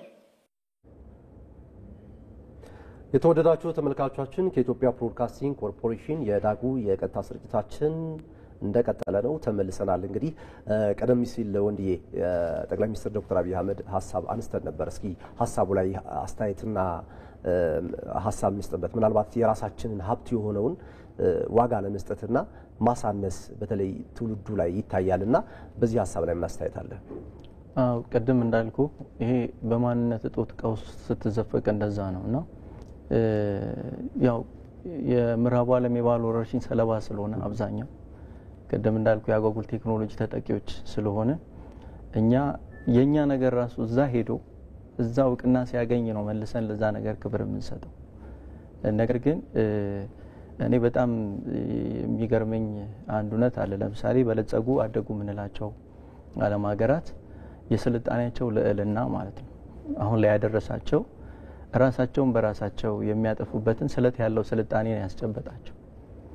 ወይም ለዓለም ስጋት የሆኑ ኒውክሌር ቦምቦችን ነው ያስያዛቸው። እኛ ግን አልተማሩም አልሰለጠኑም ተብለን ለፍጥረታት ሁሉ ህይወት የሆኑ እጅግ የሚገርም ተፈጥሮ ይሄ ምድርም የከርሰ ምድር ሀብቶችን ይዘን የተገኘን ህዝቦች ነን እና አባቶቻችን ቀደምት አሁን ክቡር ጠቅላይ ሚኒስትሩ እንዳሉት ቀደምት ገብቷቸው ይሄ እርክስናን በመጸየፍ ራስን በመግዛት ይሄ በጾምና ጸሎት ራስን በመግዛት ጥበብ ከመለኮት በስጦታ ከተፈጥሮ ጋር ደግሞ የሰመረ ግንኙነት በመፍጠር ከተፈጥሮ በወርስ የወሰዱት ጥበብ አለ። ያንን ጥበብ ተጠቅሞ የሰሯቸው እነዚህ አስገራሚ ተአምሮችን ትተናቸዋል። ርግፍ አድርገን ትተን ያው ከፊሉ በልቡ ገሚሱ ደግሞ በአካል ተሰደዋል። ያው ውጭ ስለተሰራብን ነው በነገራችን ላይና ቀድሞ ስለተሰራብን ነው ጭንቅላታችን ላይ እንጂ እጅግ በጣም በየቦታው ብንሄድ ከጨበራ ጩርጩራ ብሔራዊ ፓርክ ጀምሮ ኢትዮጵያ እጅግ በጣም አስገራሚ የምድርም የከርሰ ምድርም ሀብቶች ያሏት ሀገር ናት። አሁን ላይ ትንሽ እየፈነዳ እየወጣ እየመጣ ዓለምን እያስደመመ አፍሪካንም እያስገረመ ያለ ነው እና ሁልጊዜም ያው በእጅ ያዙት ወርቅ እንደ መዳብ ይቆጠራል ነው ቀደም እሳቸውም እንዳሉት ማለት ነው እና ለራስ ነገር ዋጋ ያለ መስጠት ችግር ያ ጭንቅላታችን ላይ ስለተሰለብን ነው እና ወደ ቀልባችን ስንመለስ ወይም ወደ ቀልቡ የተመለሰ ንጹህ ኢትዮጵያዊ እንደዚህ አይነት አስገራሚ ነገሮችን ፈልጎ በማውጣት ለሀገር ጥቅምን ብሎም ለአፍሪካ እንዲውል ያደርጋልና እጅግ በጣም የፋሲል የተሰራበት አሁን ላይ የታደሰበትና በዚህ ልክ መቅረቡ ለእይታ መቅረቡ እጅግ ዓለምን ከምናስደምባቸው እውቀቶቻችን ወይም ሀገር በቀል እውቀቶቻችን ወይም መለኮታዊ ድንቅ መገለጦቻችን አንዱ ነውና እነዚህን ለመመልከት ያው እንደዚህ አይነት በርግጥ ትግል ይፈልጋል፣ ስራ ይፈልጋል እና እንግዲህ ብዙዎች ጥቂቶች ይሰራሉ፣ ብዙዎች ያወራሉ። ያን የተመለከትኩ ያለው ዶክተር የራስህን እሴት ዋጋ ለመስጠትና በተለይ ደግሞ የውጭን ዓለም እሴቶችን መናፈቅ አንዳንዴ ይስተዋላል እና በዚህ ጉዳይ ላይ ምን አስተያየት አሉት? ይሄ የድንቁርና ባዜናው ነው የምለው እኔ። ለምሳሌ ኢትዮጵያ የራሷ ሀብት አላት፣ የሌሎች ሀገሮች የሚቀኑባቸው ቅርሶች አሉ፣ ታሪካዊና እጅግ በጣም ድንቅ የሆኑ ለማመን የሚያስቸግሩ ቅርሶች ያሉባት ሀገር ናት። ግን እነሱን ስናደንቅ አይታይም። ውጭ ሀገር ሂደን ስለ ውጭ የተሰሩ ወይም ደግሞ ከኛ በኋላ የተፈበረኩ ነገሮች ላይ ትኩረት ማድረግ የሚቀላቸው አንዳንድ ትውልዶች ሊኖሩ ይችላሉ። ያ ማለት እነሱ ሁሉን ያጠቃልላሉ ማለት አይደለም፣ ወይም ይወክላሉ ማለት አይደለም። ታሪካችንን ስናውቅ ዛሬን መረዳት እንችላለን። ዛሬን ስንረዳ ነገን መተንበይ እንችላለን። ስለዚህ ቅርሶቻችን ትናንት ከትናንት ወዳ ምን እንደነበር የሚያሳዩ ናቸው። የታሪክ መጀመሪያ እንደሆነና የጥበብና የስልጣኔ መጀመሪያ እንደሆነ የሚያሳዩን ታሪካዊ ቅርሶቻችን አሉ። እነዛን ቅርሶቻችንን ስናከብራቸውና እኛ መጠቀም ስንጀምርና አጉልተን ማሳየት ስንጀምር ነው ልንጠቀምባቸው የምንችለው። የተለያዩ አሁን ዛሬ ላይ የምናውቃቸውም የማናውቃቸውም ኢትዮጵያ እምቅ የሆኑ የታሪክ ቅርሶች አሏት። እነዛን ለዓለም ብታወጣ አንደኛ ኢትዮጵያ ማንነቷ ይከበራል፣ ሁለተኛ የኢኮኖሚ ችግሮቿን ቱሪስትን አትራክት በማድረግ ወይም በመሳብ የቱሪስት መስህብ በማድረግ የኢኮኖሚ ችግሮቿን መቅረፍ ትችላለች። እነ አክሱም እና ላሊበላ እነ ሶፎሞር እነ ፋሲለደስና ሌሎችም አሉ። እጅግ በጣም ብዙ የሆኑ እኒህ ስለተጠቀሱልን ነው የምንጠቅሳቸው። ያልተጠቀሱ አሉ። መሬታችን እጅግ በጣም በታሪክ የተሞላች ሀገር ናት የኛ ኢትዮጵያ። ያንን ታሪካችንን ለውጭ ማሳወቁ ላይ ብንሰማራ በነፍስ ወከፍም በመንግስት ደረጃም በድርጅቶችም እነዚህን ማሳወቅ ብንችል ሀገራችን ያላትን ኃይል ለሌሎች በማሳወቅ እንዳልኩ የኢኮኖሚ አቅማችንን መገንባት እንችላለን። ይህንን ከማድረግ ግን በአብዛኛው አንዳንድ ጊዜ የምንመለከተው ወደ ውጭ ሀገር ሲሄዱ የሌሎችን አድንቀው ብቻ መመለስ የሚመርጡ ሰዎች አሉ። ያ ትክክል አይደለም፣ አግባብ አይደለም። የራሳችንን ለማስተዋወቅ መጣር አለብን። በመሰረቱ የሀገራችንን ቅርስ እና የሀገራችን ወግና ባህል ባሳወቅን ቁጥር ሌሎች ሀገሮችም ከኛ ከግለሰቦቹ ጀምረው ውጭ ሀገር ከምንኖረው ሰዎች ጀምረው ለሀገራችን ክብር መስጠት ይጀምራሉ። አለበለዚያ ግን ሀገራችን ትናንት እንደሆነ እንደ እንቧይ ብቅ ያለች ያፈራች ሀገር አድርገው ሊያስቧት ይችላሉ። ኢትዮጵያ ከሁሉም የቀደመች ሀገር ናት። ያም ማሳወቅ ያስፈልጋል። ማን እንደነበረች ማሳየት ያስፈልጋልና የውጭ ማድነቁን ብቻ አይደለም። ጤና ይስጥልኝ ተመልካቾቻችን፣ በምንወያይበት ርዕሰ ጉዳይ ሀሳብና ጥያቄ ካሉት መቀጠል ይችላሉ። እሺ፣ ተስፋዬ ዋቅቶሊ ይባላለሁ ከቡራዩ። ተስፋዬ ዋቅቶሊ ይባላለሁ ከቡራዩ እና ሀሳብ ለመስጠት ነው። በነገራችን ላይ አሁን በእውነት አሁን ዛሬ ደስ ያለኝ የለም። ዛሬ በጣም ደስ ያለኝ ነገር ቢኖር ተስፋ ጫርብኝ አብሶ ትውልዱ ወጣቱ ልጅ የምናገረው ቃልና ያው ዶክተሩም ደጋግሞ እሳቸውን ማዳመጣቸው ነበረ። በቃ እንደዚህ አይነት ሲመጣ ደስ ይላል በእውነት። ተስፋ ጫርብኝ ማለት እችላለሁ። እና ለማንኛውም የሚገርማችሁ እንግዲህ እኔ የ75 ዓመት ዕድሜ ያለኝ ሰው ነኝ። በአባቶቻችንም እንደዚሁ ለሀገራቸው ተባርቀዋል። እኛም የተወሰነ ያህል ሞክረናል። እስከ ኢህአዴግ እስከገባ ጊዜ ድረስ ኢትዮጵያ ሕዝብ ስለ ሀገሩ አንድነት፣ ስለ ኢትዮጵያዊነቱ በጣም ስሜቱ እየተነሳሳ ነበር። በኋላ ግን ስሜታችን የሚገል ስርዓት መጣና ስሜታችን ሞተ። እኛ ግን እንኳን ስሜታችን እንዳለ እንትብል ትውልዱ ስለ አገሩ ፍቅር ሳያውቅ እንዳያውቅ ሁሉ የተደረገበት ነው። አንድነት ሲባል አንድን ኃይል ነው ስንል ኢትዮጵያዊ ስንል አንተ ምን ኢትዮጵያዊ ነው መጀመሪያ ብሔርን ይላል። አንተ ኢትዮጵያዊነትን ለማወቅ መጀመሪያ ብሔርን ማወቅ አለበት። አንተ እኛ የምናውቀው ድሮ ዜግነት ምንድን ነው ይባላል። አሁን ደግሞ ዜግነት ሳይሆን ዘርህ ነው ይባላል። ይሄ ከፋፋይ ትርክ ሀገራችንን ለዚህ ያበቃ እስከ በር መዘጋት ድረስ እስከ ባህር በር መዘጋት ድረስ ያደረሰን የዚህ አይነት ለአገር እውነት ለአገር መሪዎች ናቸው ወይ? እውነት የአገር መሪዎች ናቸው? አገር መምራት እኮ ማለት አገርን መወከል፣ አገር ስትወክል እኮ ህዝብን መወከል፣ ህዝብ ስትወክል ደግሞ ሀገርን ክብር ማስጠበቅና መጠበቅና ማስጠበቅ ነው። ያ ሁሉ ሞራላችን የሚገልድ ደረጃ ደረሰ። እንግዲህ 27 ዓመት ሙሉ አሁን የሚገርም ነው። አሁን ተስፋ የተጫረብኝ አሁን ይሄ ልቻው በጣም እግዚአብሔር ይስጥልኝ፣ እግዚአብሔር ያሳድግልኝ። በእውነት እንደዚሁ እናፍራ። ይሄ ትውልድን እስቲ እንቀስቅሰው፣ እናፍራ። በያለንበት በየሄንበት በየመዝናኛው በተለያየ በእድራችን በየቦቱ በየስብሰባ ይሄንን ትውልድ እናምጣው። የሀገር ፍቅር እናቀብለው፣ እንስጠው፣ እንመግበው። እባካችሁ በእውነት እኔ ዛሬ ጥሩ አእምሮዬ በጣም እንትንላለ። አሁን ተስፋ አለ። አገራችን ተስፋ አላት እኮ። አገራችን ድሮም አላጣችን፣ ያጣችሁ በሰው እንትን ነው፣ በግለሰቦች ስግብግብነት ነው። ሀገራችን ድሀ የሆነች እንጂ ድሀም አልነበረችም። እና ስለዚህ አሁን ተስፋ አለን። አሁን የሚቀጥሉ ፕሮጀክቶቻችን ብዙ አሁን ወደፊት የምናያቸው የተጀመሩ ፕሮጀክቶቻችን ሁሉ ድህነት የለም እኮ። ድህነት እኮ ራሳችን የአማራ ክስተት ነው ድህነት ያመጣብን። እና በካራማራም እኮ ገበሬው አይደለም ሄዶ በ15 ቀን ነው ምናምን ሰልጥኖ ሄዶ ያንን ሳይድ ባረን ጦር ይመከተው በአንድነት ነው። ያን ጊዜ አንድነትን አላላብን። አሁን ደግሞ ያ ወደዛ እንመለስን። አሁን ተስፋ አለ። ስለ ተስፋችን አሁን ደስታዬን ለመግለጽ ነው። አመሰግናለሁ ወንድሞቼ። መልካም ደዋያችን ስለደወሉልን እጅግ እናመሰግናለን። ዶክተር ቀደም ሲል ባነሱት ሀሳብ ላይ የማጠናከሪያና አጽንኦት ነው የሰጠው።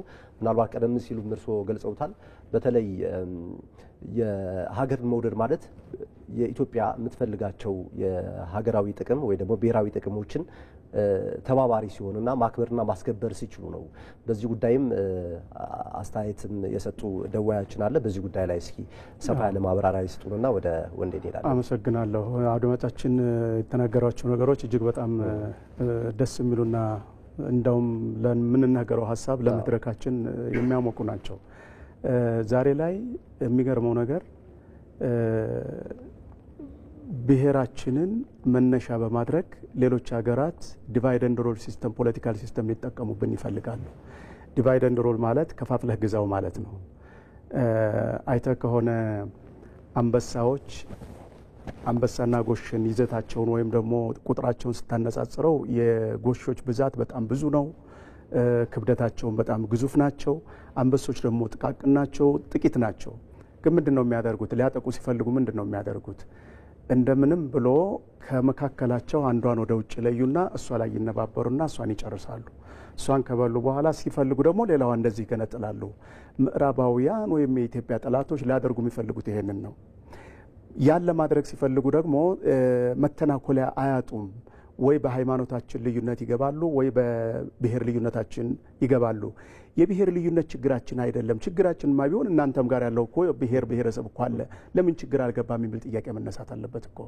እኛ ጋር ገብተው ክልልህ ተደፍሯል፣ አንተ ብሔር ተነክቷል፣ ዘርህ እንዲኩኗል እያሉ እኛን ሊያበጣብጡን አይገባም። አሁን ከአድማጫችን የሰማሁት ይህንን ነው። ይሄ መለመድ አለበት ሀገራችን ላይ። ኢትዮጵያውያን ልዩነታችን ጌጣችን ነው ብያለሁ። ልዩነታችን ውበታችን እንጂ የኛ የግጭት መንስኤያችን ሊሆን አይችልም። ቢሆን ኖሮማ ዓለም አሁን የደረሰችበት መድረስ አትችልም። አውሮፓውያንን አናውቅም እንደ የአውሮፓ ዩኒየን ተብሎ ዛሬ ላይ የምናያቸው ስንት ብሔር ብሔረሰብ ስንት ቋንቋ ነው ያላቸው። በሀገር ደረጃ ነው አንድ የሆኑት። ሲጀመር ሀገራት በራሳቸው መካከል ብዙ ብሔር ብሔረሰቦች አሉ። ያን ያክል የጎላ ችግር አታይባቸውም። ከዛ ደግሞ በሀገር ደረጃ እንዲሆናሉ። ወደኛ ሲመጡ ታዲያ ለምንድነው ሀገርን የሚከፋፍሉት? ለምንድነው የሚለያዩ? ለምንድነው ለመለያየት ራሳችን የምናመቻቸው? እንዴ ኢትዮጵያ 85 ብሔር ብሔረሰብ አላት። ያ ማለት 85 ቋንቋ ትናገራለች ማለት 85 ብሔር ብሔረሰብ አላት ማለት ነው። ስለዚህ ኢትዮጵያ 85 ሀገር ትሁን ማለት ነው። ይሄ ነው የሚፈለግልን? ይሄ ነው ውበታችን ለኛ? ሞራላችን የት ነው ህሊናችን ያለው? ይሄ ልዩነታችን እንዳለ ሆኖ እኮ እዚች ሀገር ላይ ተፈጥረናል። እኛ እኮ አፍሪካውያን አንድ ነን። እኛ በአንድነት ነው የተፈጠርነው። ነገር ግን ኮሎኒያሊዝም ወይም ደግሞ ምንድነው የምትሉት ቀይ ግዛት መጣና ሀገር አደረገን። አሁን ሀገር ካደረገን በኋላ ደግሞ መልሶ ደግሞ ሀገራትን መከፋፈል ጀምሯል። የት ነው መጨረሻው ይሄ ልዩነታችን? ቤታችን አልጋችን እኮ ሊመጣ ነው። ባልና ሚስት መካከል እኮ ሊገባ ነው። ልጆችና ልጆች እኮ ሊለያዩ ነው። ለምን ነው ዘር የሚያስቆጥሩን? ችግር የለም። የብሔር ብሔረሰብ መብት መከበር አለበት። አዎ ይሄ ችግር የለም። ማንኛውም ብሔር ብሔረሰብ በሀገሪቱ ላይ እኩል የመጠቀም መብት አለው፣ ክብር አለው። ያ ማለት ግን ሀገርን ገንጥሎ ለብቻው መሆን ማለት አይደለም። የብሔር ብሔረሰብ መከበር ማለት ሉዓላዊ የሆነች ሀገርን ይዞ የአንድ ባንዲራ ስር ሆኖ የዛች ሀገር ህዝብ ሆኖ ሀገርን በዓለም ላይ አጉልቶ ማሳየት ማለት እንጂ እርስ በርስ መናቆር ማለት አይደለም። አንድ ዶሮ የፈጠረ ምንድነው የያዘቻቸው ጫጩት ያቀፈቻቸው ጫጩቶች እርስ በርሳቸው ሲናከሱ ምንድነው የሚጠቀሙት? አንዱ ይገድለዋል። እኛ እንደዛ መሆን የለብንም። ሀገራችን ሰፊ ናት። ሀገራችን ብዙ ነገር ሁሉም ማስተናገድ ትችላለች። ከኛ ከኢትዮጵያውያን አልፋ ለሌሎች ሀገሮች የምትጠቅም ሀገር ናት። የኛ ብሔር ብሔረሰብ መስፋት፣ የሃይማኖት ቁጥር መስፋት ችግራችን አይደለም። እባካችሁ ወደ ራሳችን እንመለስ። አዎ ለችግሮቻችን እነዚህን እንደ ስስብልት እየተጠቀሙ የሚያጠቁና ለችግር መንስኤ የሚሆኑ አካላት ይኖራሉ። እነዚህ አካላት ላይ መስራት ያስፈልጋል። መምከር መዝከር ካልተቻለ ደግሞ እነሱን በቁጥጥር የሚገቡበት ስርዓት ማስቀመጥ ያስፈልጋል። እነሱን የምንተሳሰብበት እነሱን ኮንትሮል የምናደርግበት የምንቆጣጠርበት መካኒዝም በሀገራችን መኖር አለበት። ሀገር ላይ እዚህ ሀገር አሳድጋ ሀገር ላይ ወጥተህ ወደ ውጭ ስትሄድ ሀገርህን ማሞገስ ነው እንጂ ያለብህ ሀገርህን ማጋለጥ የለብህም። ይሄ ትምህርት መሰጠት አለበት በስፋት። ትምህርት ብቻ ሳይሆን ራሳቸውን ህልውናቸውን ሽጠው ክህደት የሚሰሩ አካላት ካሉ በእነዚያ ላይ እርምጃ የሚወሰድበት አቅጣጫ መቀመጥ አለበት ባይነኝ ነው።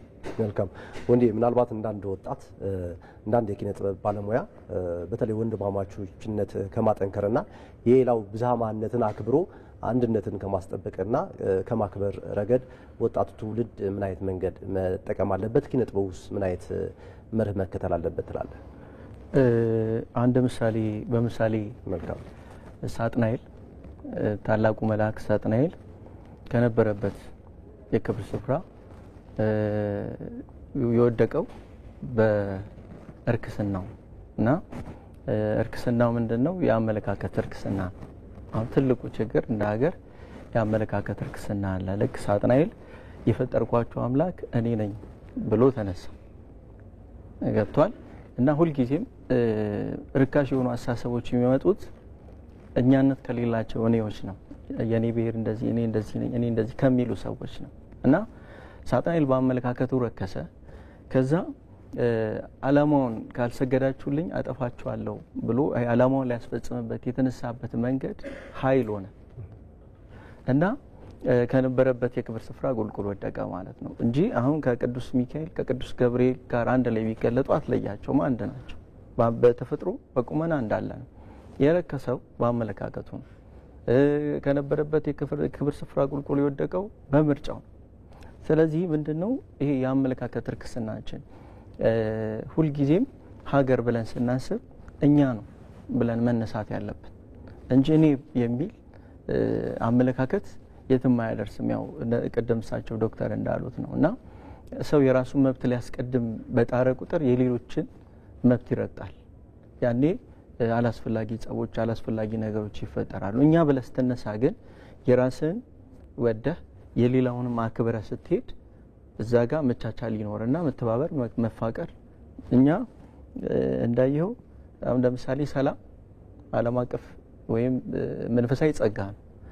ከሰው ልጅ ሰላምን ለማግኘት ከሰው ልጅ የሚጠበቀው ስምምነት ነው። እኛ ሳንስማማ እንዴት ሰላም ሊወርድ ይችላል?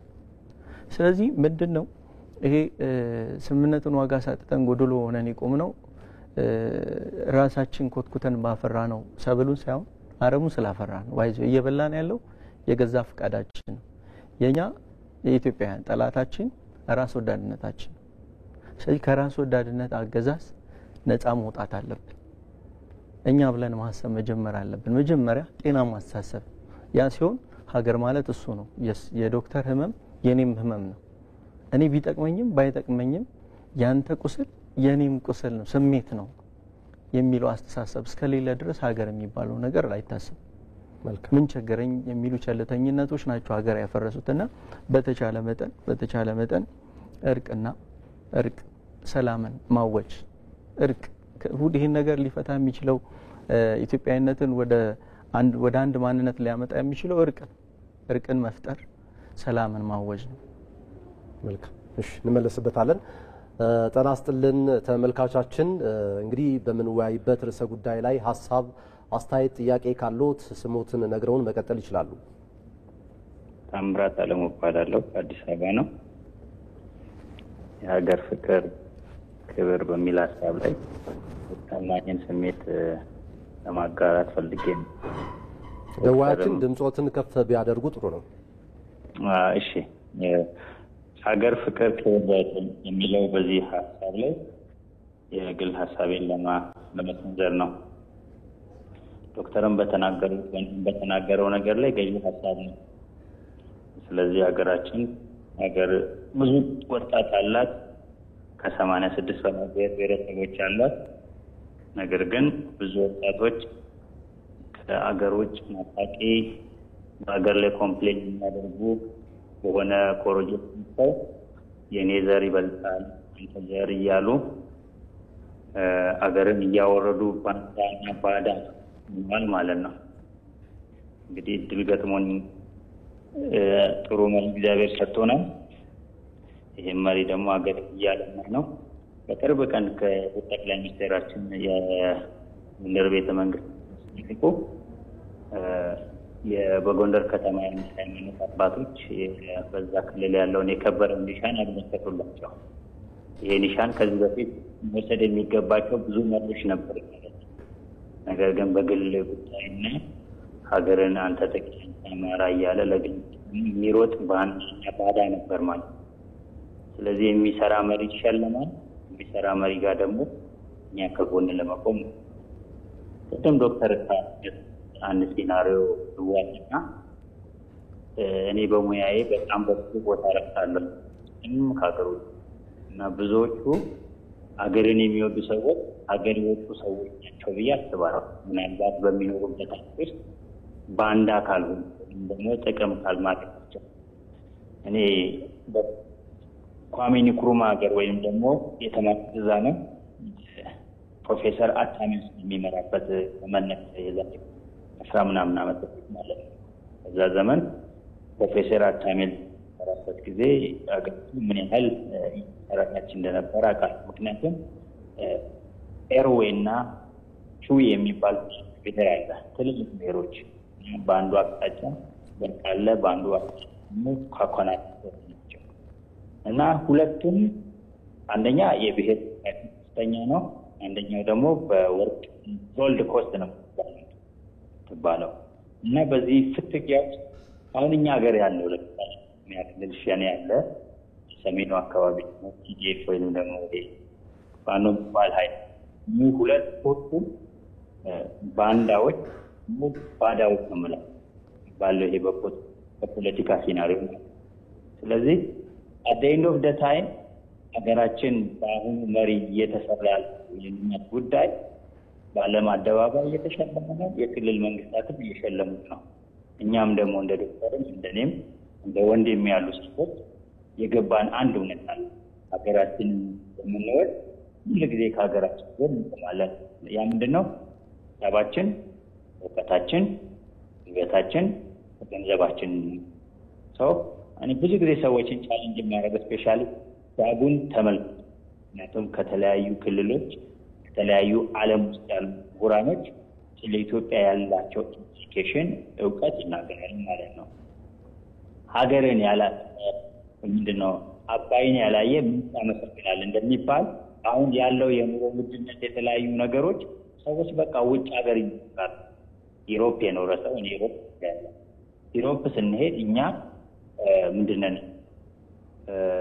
በእነሱ ቋንቋ ስደተኛ እነሱ ደግሞ ወደኛ ሲመጡ ቱሪስቶች የምንሆንበት ምንም አይነት ባውንድ ሊኖር አይገባም። ይሄ ነው ሁሉ ጊዜ ፈረንጆች ጋር ማለት ማማ። ስለዚህ ሀብት አለን፣ ያልተጎበኘ ቦታ አለን። ኮንሶ ብንሄድ፣ ተበራቶራ ብንሄድ፣ ባሌ ብንሄድ፣ ባህር ዳር ብንሄድ፣ ጎንደር ብንሄድ፣ አክሱም ብንሄድ፣ ዋቴቨር ወደ ተለያዩ ሀገሪቱ ክፍል ብንሄድ አሁን የሚሸጡ ለቱሪዝም ገበያ የሚውሉ ሀብት አለ። ትንሽ መንገራገጭ ደግሞ አባይ ሚኒስትር አለ። እነ ዶክተር እንደነወንድ ያሉ ሚዲያ ቀርበው የሚያቀርቡ ሀሳብ የዚህን ትውልድ ሀሳብ ይዋደዋል። የሚገርምህ እኛ ሌሊቱን ሙሉ በቲክቶክ ገብተን እንፋጫለን። ስፔሻሊ ወደብን በተመለከተ በቃ ዊ ዶንት ኮምፕሮማይዝ ምንም የማንደራደርበት ሀቃችን ነው። በእኔ እድሜ የተወሰደ ነው። በእኔ እድሜ ደግሞ ይመለሳል ብያለሁ። ምናልባት መከላከያ ሰራዊት ባላግዝም ባለኝ የሕክምና እውቀት አግዛለሁ፣ ገንዘቤ አግዛለሁ፣ በሞራል አግዛለሁ። እኔ ዩሮፕ በኖርኩበት ጊዜ ዩሮፕ ስፔሻሊ ኖርዌይ ላይ ስዊድኖች፣ ፊንላንዶች መጥተው ሰጥተው ወጥተው ይመለሳሉ ወደ ሀገራቸው። በትሬን ይመጣሉ፣ ሰርተው ነግተው መጥተው ሰጥተው ከኖርዌይ ከኦስሎ ተመልሱ። እኛም ሀገር ኬንያውያን፣ ጅቡቲያኖች፣ የተለያዩ ሀገሮች መጥተው ሰርተው የሚችሉባት አቅም ያላት ሀገር ነገር ግን ለግብጽ የተገዙ እንደ ኤርትራ ያሉ እንደ ኢትዮጵያ ውስጥ ያሉ ደግሞ አንዳንድ ባንዳዎች እነሱን አሁን መንግስት በቅርብ ቀን እያሳየን የጥቁር ገበያ ቢሆን ዘረኝነት ላይ ተንጠልጥለው ቢሆን የተለያየ አመለካከት ያላቸውን ሰዎች የፌዴራል መንግስት እየሰራ ያለውን ነገር በጣም ይበልን ያለው። ስለዚህ እኛም ከጎናችሁ ነን። እንደ አንድ ኢትዮጵያ ያለውን ልማት እንደግፋለን። እንደ ዶክተር ያሉትን እንደ ወንድ ያሉትን የምታቀርቡትን ሰዎች አምጡ አጥቷቸው ሚዲያው ላይ የሚገርም ሰሞኑን እነ ዶክተር ሮባ እየመጡ በቲክቶክ ላይ የምናወራው ኦፕን መስኮቱ ላይ የሚገርም በጣም ቻሌንጅ እየተደረገ ነው። ወጣቱ አይምሮ እየተለወጠ ነው። ስለዚህ እንደ አንድ ኢትዮጵያዊ ቅድም እንዳልነው መርጦ ኢትዮጵያዊ ሆነ የለም። ቅድም አንድ አስተያየት ከቡራዩ እንደተናገሩት አሁን አንተ ብሔር ምንድን ነው? አንተ ወላይታ ነው ወይ? አንተ ኦሮሞ ነው ወይ? አንተ ሲዳማ ነው ወይ? አንተ አርሲ ነው ወይ ነው? ኦልቲሜት ጎላችን እኔ ዩሮፕ በኖርኩበት ኢትዮጵያዊ ነው የሚሉት እንጂ ይሄ ኦሮሞ ነው አይደል። ስለዚህ መሪያችን ልናመሰግንበት የሚገቡ እጅግ በጣም ብዙ ነገሮች አሉ።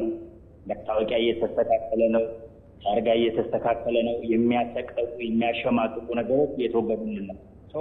ሌትስ ሆልድ እጅ ለእጅ እንያያዝ ነው ማለት ነው። ማለት ነው ፈልገው ሀሳቤና ታስተራለሁ ወራ ቡላ ኢቨንት ማለት ነው።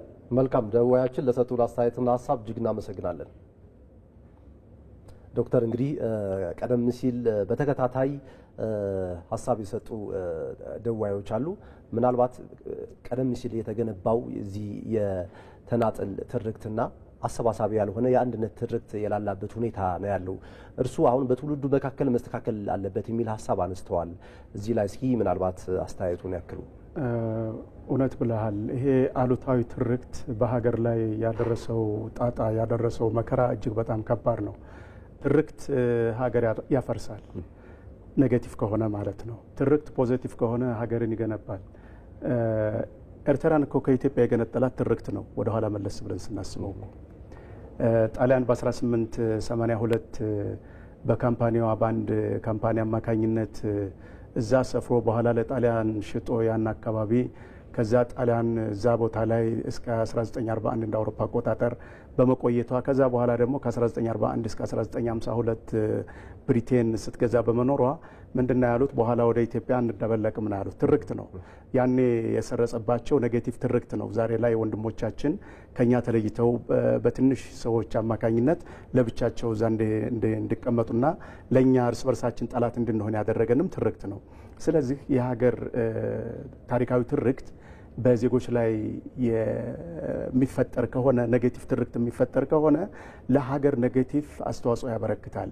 ፖዚቲቭ ከሆነ ፖዚቲቭ ወይም ደግሞ አዎንታዊ አስተዋጽኦ ያበረክታል።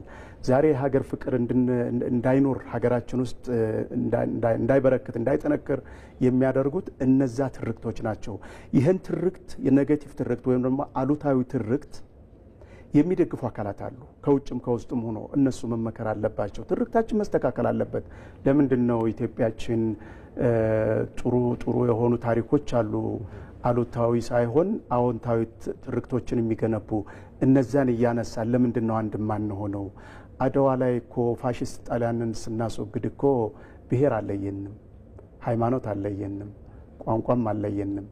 እርቀት ቅርበት ወይም ጥቁረት ቅላት አልቀየረንም እኮ ሁላችንም በአንድነት ተሰባስበን እኮ ነው ጣሊያንን ያስወጣ ነው። ዛሬ ትርክቱ ብሔራዊ ነው አይደለም ነው። መሰል ትርክቶች የሉንም ወይ? እነዛ ትርክቶች እየጎሉ መውጣት አለባቸው።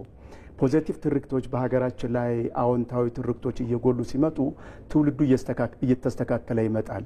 ዛሬ ለፖለቲካውም ለኢኮኖሚውም ለማህበራዊ ጉዳዩም አስቸጋሪ የሆነብን ጉዳይ ምንድነው ካልክ አላግባብ ወደ ሀገር የሚገቡ ወይም ከሀገር የሚፈልቁ አሉታዊ ትርክቶች ናቸው፣ አፍራሽ ትርክቶች ናቸው። አንተ ተጠቅተሃል፣ እኔ እንደዚህ ነኝ፣ አንተ በላይ ነህ፣ እኔ በታች ምናምን አይነት ነገር እንደዚህ አይነት ነገሮች እየበዙ መጥተዋል። አዎ ችግሮች ይኖራሉ በአንድ ሀገር ላይ እንኳን አይደለም በአንድ ሀገር ይቅርና በአንድ ቤት የሚኖሩ ሰዎች እኮ ሁሉ በአንድ ላይ እኩል ነጻነት ላይ ያገኙ ይችላሉ።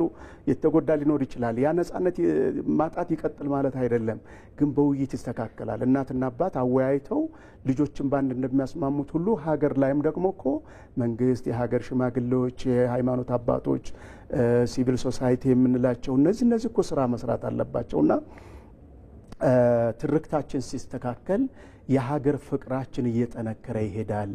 ትርክታችን ሲበላሽ የሀገር ፍቅራችን እየመነመነ ይሄድና እኔ ከሞትኩ ሰርዶ አይብቀል አስተሳሰብ እየመጣ ሁሉም በየጓዳው ማሰብ ይጀምራል። ያ እንዳይሆን ጠንከር ያለ ስራ ያስፈልጋል ነው የምለው። መልካም ወንዲ፣ ማጠቃላይ ሀሳብ ወደ አንተ ልምጣና እንዳንድ የኪነ ጥበብ ባለሙያ በተለይ ደግሞ ምን የሚባል አባባል አለ፣ ሀገር በመገንባት ሂደት በሚከፈል መስዋዕትነት ሀገርን ማስቀጠል ይቻላል ይላል። እንግዲህ የሚከፈለው መስዋዕትነት ቀደም ሲል አንተም ነግረኛል፣ አንተም ወታደር ነበርክና የህይወትና የአካል መስዋዕትነት ብቻ አይደለም። በተሰማራህበት የሙያ መስክ ላይ ስለ ኢትዮጵያ ፍቅርና ክብር በዓለም አደባባይም በሀገር ውስጥ ማስመስከር ነው ብዬ አስባለሁ በተሰማራህበት ስራ ላይና ይህ እንዲሰርጽ በኪነ ጥበቡም በተለያዩ የሙያ መስኮች እንዲሰርጽ ምን መደረግ አለበት? ያው እንደ ሙያ እንደ ኪነ ጥበብ ሙያ በእኛ ውስጥም አንድ ችግር ትልቁ ችግር ያለው ምንድነው? ከህዝቡ ዘንድ የምታገኘው ምላሽ በሰራው ለምሳሌ እኔ ብዙ 100 ሺህ ብሮች ወጪ ወጥተው የአንድን አካባቢ ባህል፣ ታሪክ፣ ወግ፣ የሀገር በቀል እውቀት፣ ባህላዊ ሳይንስ ግኝቶቻቸውን፣ ፍልስፍናቸውን፣ ሀገር በቀል ጥበቦቻቸውን፣ አዋዋብ፣ አጋጌጥ፣ የጭፈራ ስልቶቻቸውን፣ የቱሪዝም መዳረሻ ሀብቶቻቸውን፣ ሌሎችም ነገሮችን በሙዚቃ ሰርተ ለማስተዋወቅ ስታቀርብ እና አሁን ላይ ያለውን ነገር ነው መነገር ስታቀርብና አሁን እኔ ከ500 ሺህ ብር በላይ ወጪ ወጥቶበት የተሰራ ዲዚ የሚል የዲዚን ብሔረሰብ አስገራሚ ሁለንተናዊ ማንነት የሰራ ነው ቪዲዮ አለ። እሱ ከተለቀቀ አመት ሆኖታል። 10 ሺህ ሰው ላይክ አላደረገው። ነገር ግን ኤኬሌን ግደለው፣ ኤኬሌን ስቀለው፣ ይሄ ኤኬሌ የኛ ነው የማምን የሚሉ አስተሳሰቦች ላይክ ይደረጋሉ ማለት ይደገፋሉ በብዙሃኑ ዘንድ ማለት ገብቷል። ስለዚህ ራሱ ለሀገር ፍቅር ለሀገር ክብር እንዳትሰራ ራሱ ማህበረሰቡ ወደ ተሳሳተ አቅጣጫ እንድትሄድ የሆነን ብሔረሰብ በማቀንቀን በጀት ድጋፍ እንድታገኝ ነው የሚገፋፋ ማለት ነውና እንደ ሀሳብ ያው ይቀየራል። ነገ ሌላ ቀን ነው። ምንድነው ከኛ የሚጠበቀው? ብዬ ማምነው ያው ትውልድን ለመስራት በተለይ የሀገር ፍቅር ተነሳሽነትን የሚፈጥሩ ስራዎች ሰዎች ሀገራቸውን እንዲወዱ ማለት ነው። ጥበብ በተለይ ለምሳሌ መልካም ቤተሰብ መልካም ዘርን ያፈራል። ቤተ እምነቶች ምግባርን ያቀናሉ። የትምህርት ተቋማት ያነቃሉ፣ ያሳውቃሉ። ጥበብ ደግሞ ወይም ኪነ ጥበብ ኃላፊነትን የሚሰማውን ትውልድ በመፍጠር የሀገር ፍቅርን በሰው ልብ ውስጥ በመዝራት ትልቅ ሚና አላት እና እንደዚህ አይነት ሀገር ፍቅር ላይ ተነሳሽነት ላይ የሀገር ፍቅር ተነሳሽነት ላይ ህብረ ገብነት ላይ አንድነት ላይ የአካባቢን ድንቅ ማንነት በተለይ የአንድን ብሔረሰብ የሚያጎላ ሳይሆን ሀገር የሚለውን ነገር ኢትዮጵያዊ ውበትን ፍንትው አድርጎ ሊያሳዩ የሚችሉ ስራዎች ቢደገፉ ቢበረታቱ እነዚህን መቀልበስ ይቻላል እና ማስተካከል ይቻላል እና እኛ ያው እንደ ሙያችን ቀደም እንዳልኩ ህብረ ገብነት ላይ ነው የምንሰራው። የኛን ስራዎች ምናልባት ቻይናም የሰራናቸውን ያቀረብናቸውን ሩሲያ ሞስኮም ሄደን ትልቅ ሴንት ፒተርበርግ እና ራሱ ሞስኮ ላይ ሰርተን ያ ከመንግስት ለመንግስት የተሰጠ የውቅና የአክብሮት እንትን አለና ያ ሁሉ እንዲፈጠር ምክንያት የሆነው ቅድም መነሻዬ ላይ ብያለሁ። ሁላችንም የሆነን ቤት ከሆነ ቤት ልንወለዳለን ወደን አይደለም ያው እንወለዳል። ግን እዚህ ጋር ስንመጣ እኛ የብሔር ብሔረሰቦች ተወካዮች አይደለም ወይም የብሔረሰቦች ምክር ቤት አይደለም፣ የኪነ ጥበብ ሰዎች ነን። ባህልን ነው የምናስተዋውቀው። እኔ የሲዳማ ጉዳይ ይመለከተኛል፣ የአማራ ጉዳይ ይመለከተኛል፣ የኦሮሞ ጉዳይ ይመለከተኛል እና የኪነ ጥበብ ሰው ማለት የህዝብ ልጅ ማለት ነው። ኪነ ጥበብ ድንበር፣ ዘር፣ ቀለም፣ ጎሳ፣ ሃይማኖት፣ ብሔር የላት ዓለም አቀፋዊ ሀብት ጸጋ እና እዛም ሄደ ስራ ስትሰራ ትግረኛም ይቅረብ ኦሮምኛም ኢትዮጵያ ዘፈነች ነው የሚባለው እንጂ የሆነ ብሔር ዘፈና አይደለም የሚባለው። ስለዚህ መንቃት ያለብን ሁላችንም መንቃት ያለብን የኪነ ጥበብ ሰዎች መንቃት ያለብን ትውልዱን ከገባንበት አዘቅት ካሁን ካለንበት የእርስ በርስ ደም መፋሰስ ነፃ ሊያወጣን የሚችለው ብቸኛው አዳኛችን ኢትዮጵያዊነት ነው እና ትውልድ ሁሉ ወደ ኢትዮጵያዊነት መመለስ አለበት። በቃ መንቃት አለበት። እንደዛ ነው ማምነው እና እኛም ኢትዮጵያዊነት ላይ መሰረት ያደረጉ ስራዎችን እየሰራን ነው። ያው ከዋሴም ጀምሮ እታችን ከነበርንበት አሁን በኪን ኢትዮጵያም ደግሞ መተን ሀገርን ደግሞ ወከላችን መተን ደግሞ የበለጠ ከኢትዮጵያም አልፈን አፍሪካን ፕሬዘንት ማድረግ አለብን። ለምን የአፍሪካን አንድነት መፍጠር የቻለ ትልቅ ታሪክ ያለው ማንነት አፍሪካ የተበተነውን የሰበሰበ ነው። ቅድም ዶክተርም እንዳለው ብዙ ተመልካቾቻችንም በሀሳባቸው እንደገለጹልን እኛ ትልቅ ህዝቦች ነን። የ3000 ምናምን ዘመን ከ3000 በላይ ታሪክ ወግ ስንት ነገር ያለን ህዝቦች ነን እና ያንን ዘመን ሁሉ አሻግሮን እዚህ አሳፍሮን እዚህ ያደረሰን አሁን የተሰበረው ህብረታችን። ስለዚህ ህብረታችንን በመጠገን ቅድም እንደተባለው የአድዋን መንፈስ መቀስቀስ ነው። የአድዋ መንፈስ ምንድነው? አንድነት ማለት ነው። በቃ አንድነት መቀስቀስ ነው። ህብረት አለን እኮ የብዙ ብሔር ብሔረሰቦች ስብስብ አለን። የሌለን አንድነት ነው።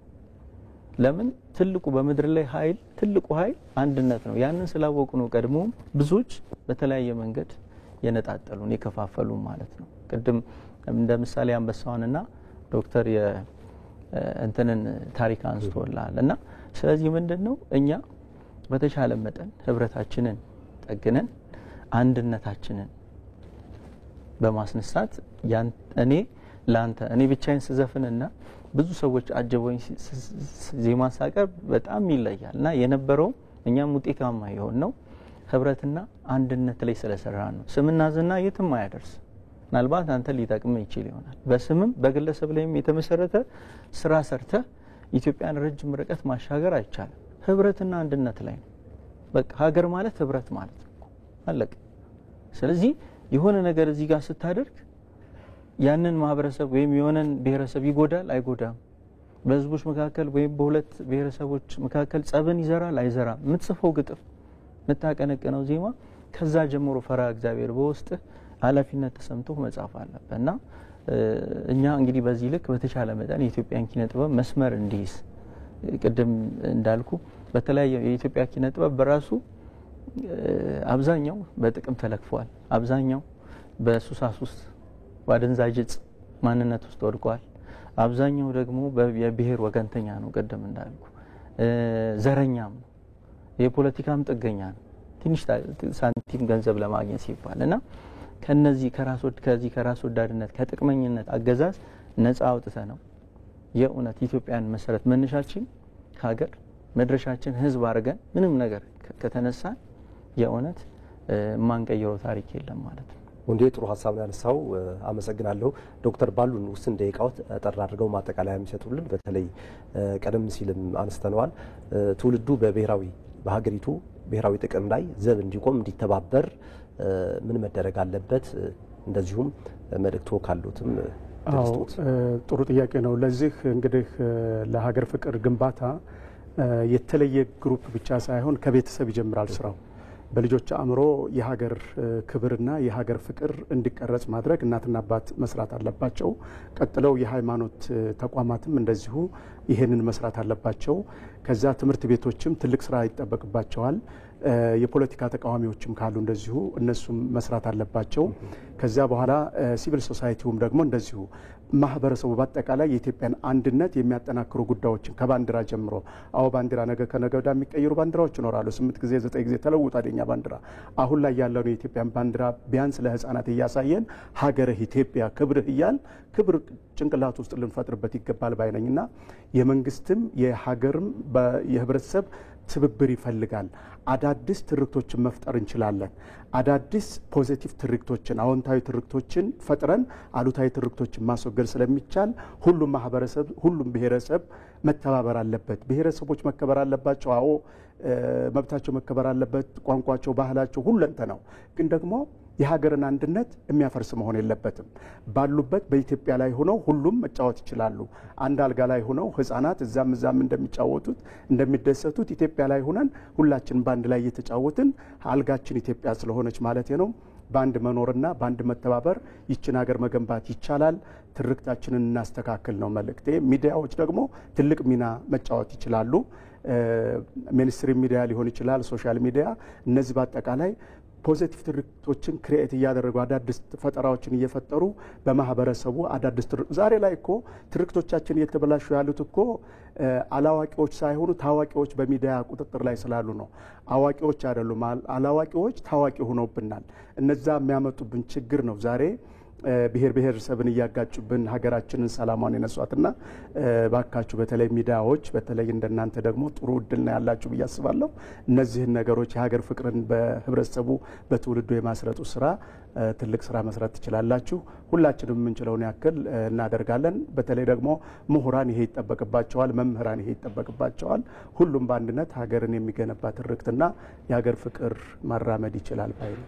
መልካም። ዶክተር አሊ ሁሴን የዓለም አቀፍ ግንኙነትና የፖለቲካ ሳይንስ ተመራማሪ እንደዚሁም ደግሞ ድምፃዊ ወንዴ አበበ ወንዴ ኮንታ የኪነ ጥበብ ባለሙያ ሀገር ፍቅር ክብር በተሰኘ ርዕሰ ጉዳይ እዚህ ስቱዲዮ ውይይት ስላደረግን ስለመጣችሁ አክብራችሁን እጅግ እናመሰግናለን። እኔም በጣም እኛም እናመሰግናለን። ለሚዲያችሁም ለእናንተም ለተመልካቾቻችሁ ምስጋናችን ይድረሳችሁ። መልካም። የተወደዳችሁ ተመልካቾቻችን ከኢትዮጵያ ብሮድካስቲንግ ኮርፖሬሽን ሀገር ፍቅር ክብር በተሰኘ በዳጉ ዝግጅት ላይ ያደረግነው ውይይት ይህንን ይመስል ነበር። የተመልካቾች አስተያየትና ሀሳብ የተጋራ ውይይቱን በማስኬድ ደግሞ እኔ ሰለሞን ንጉስ አብሬያችሁ ቆይቻለሁ። ላይስተላል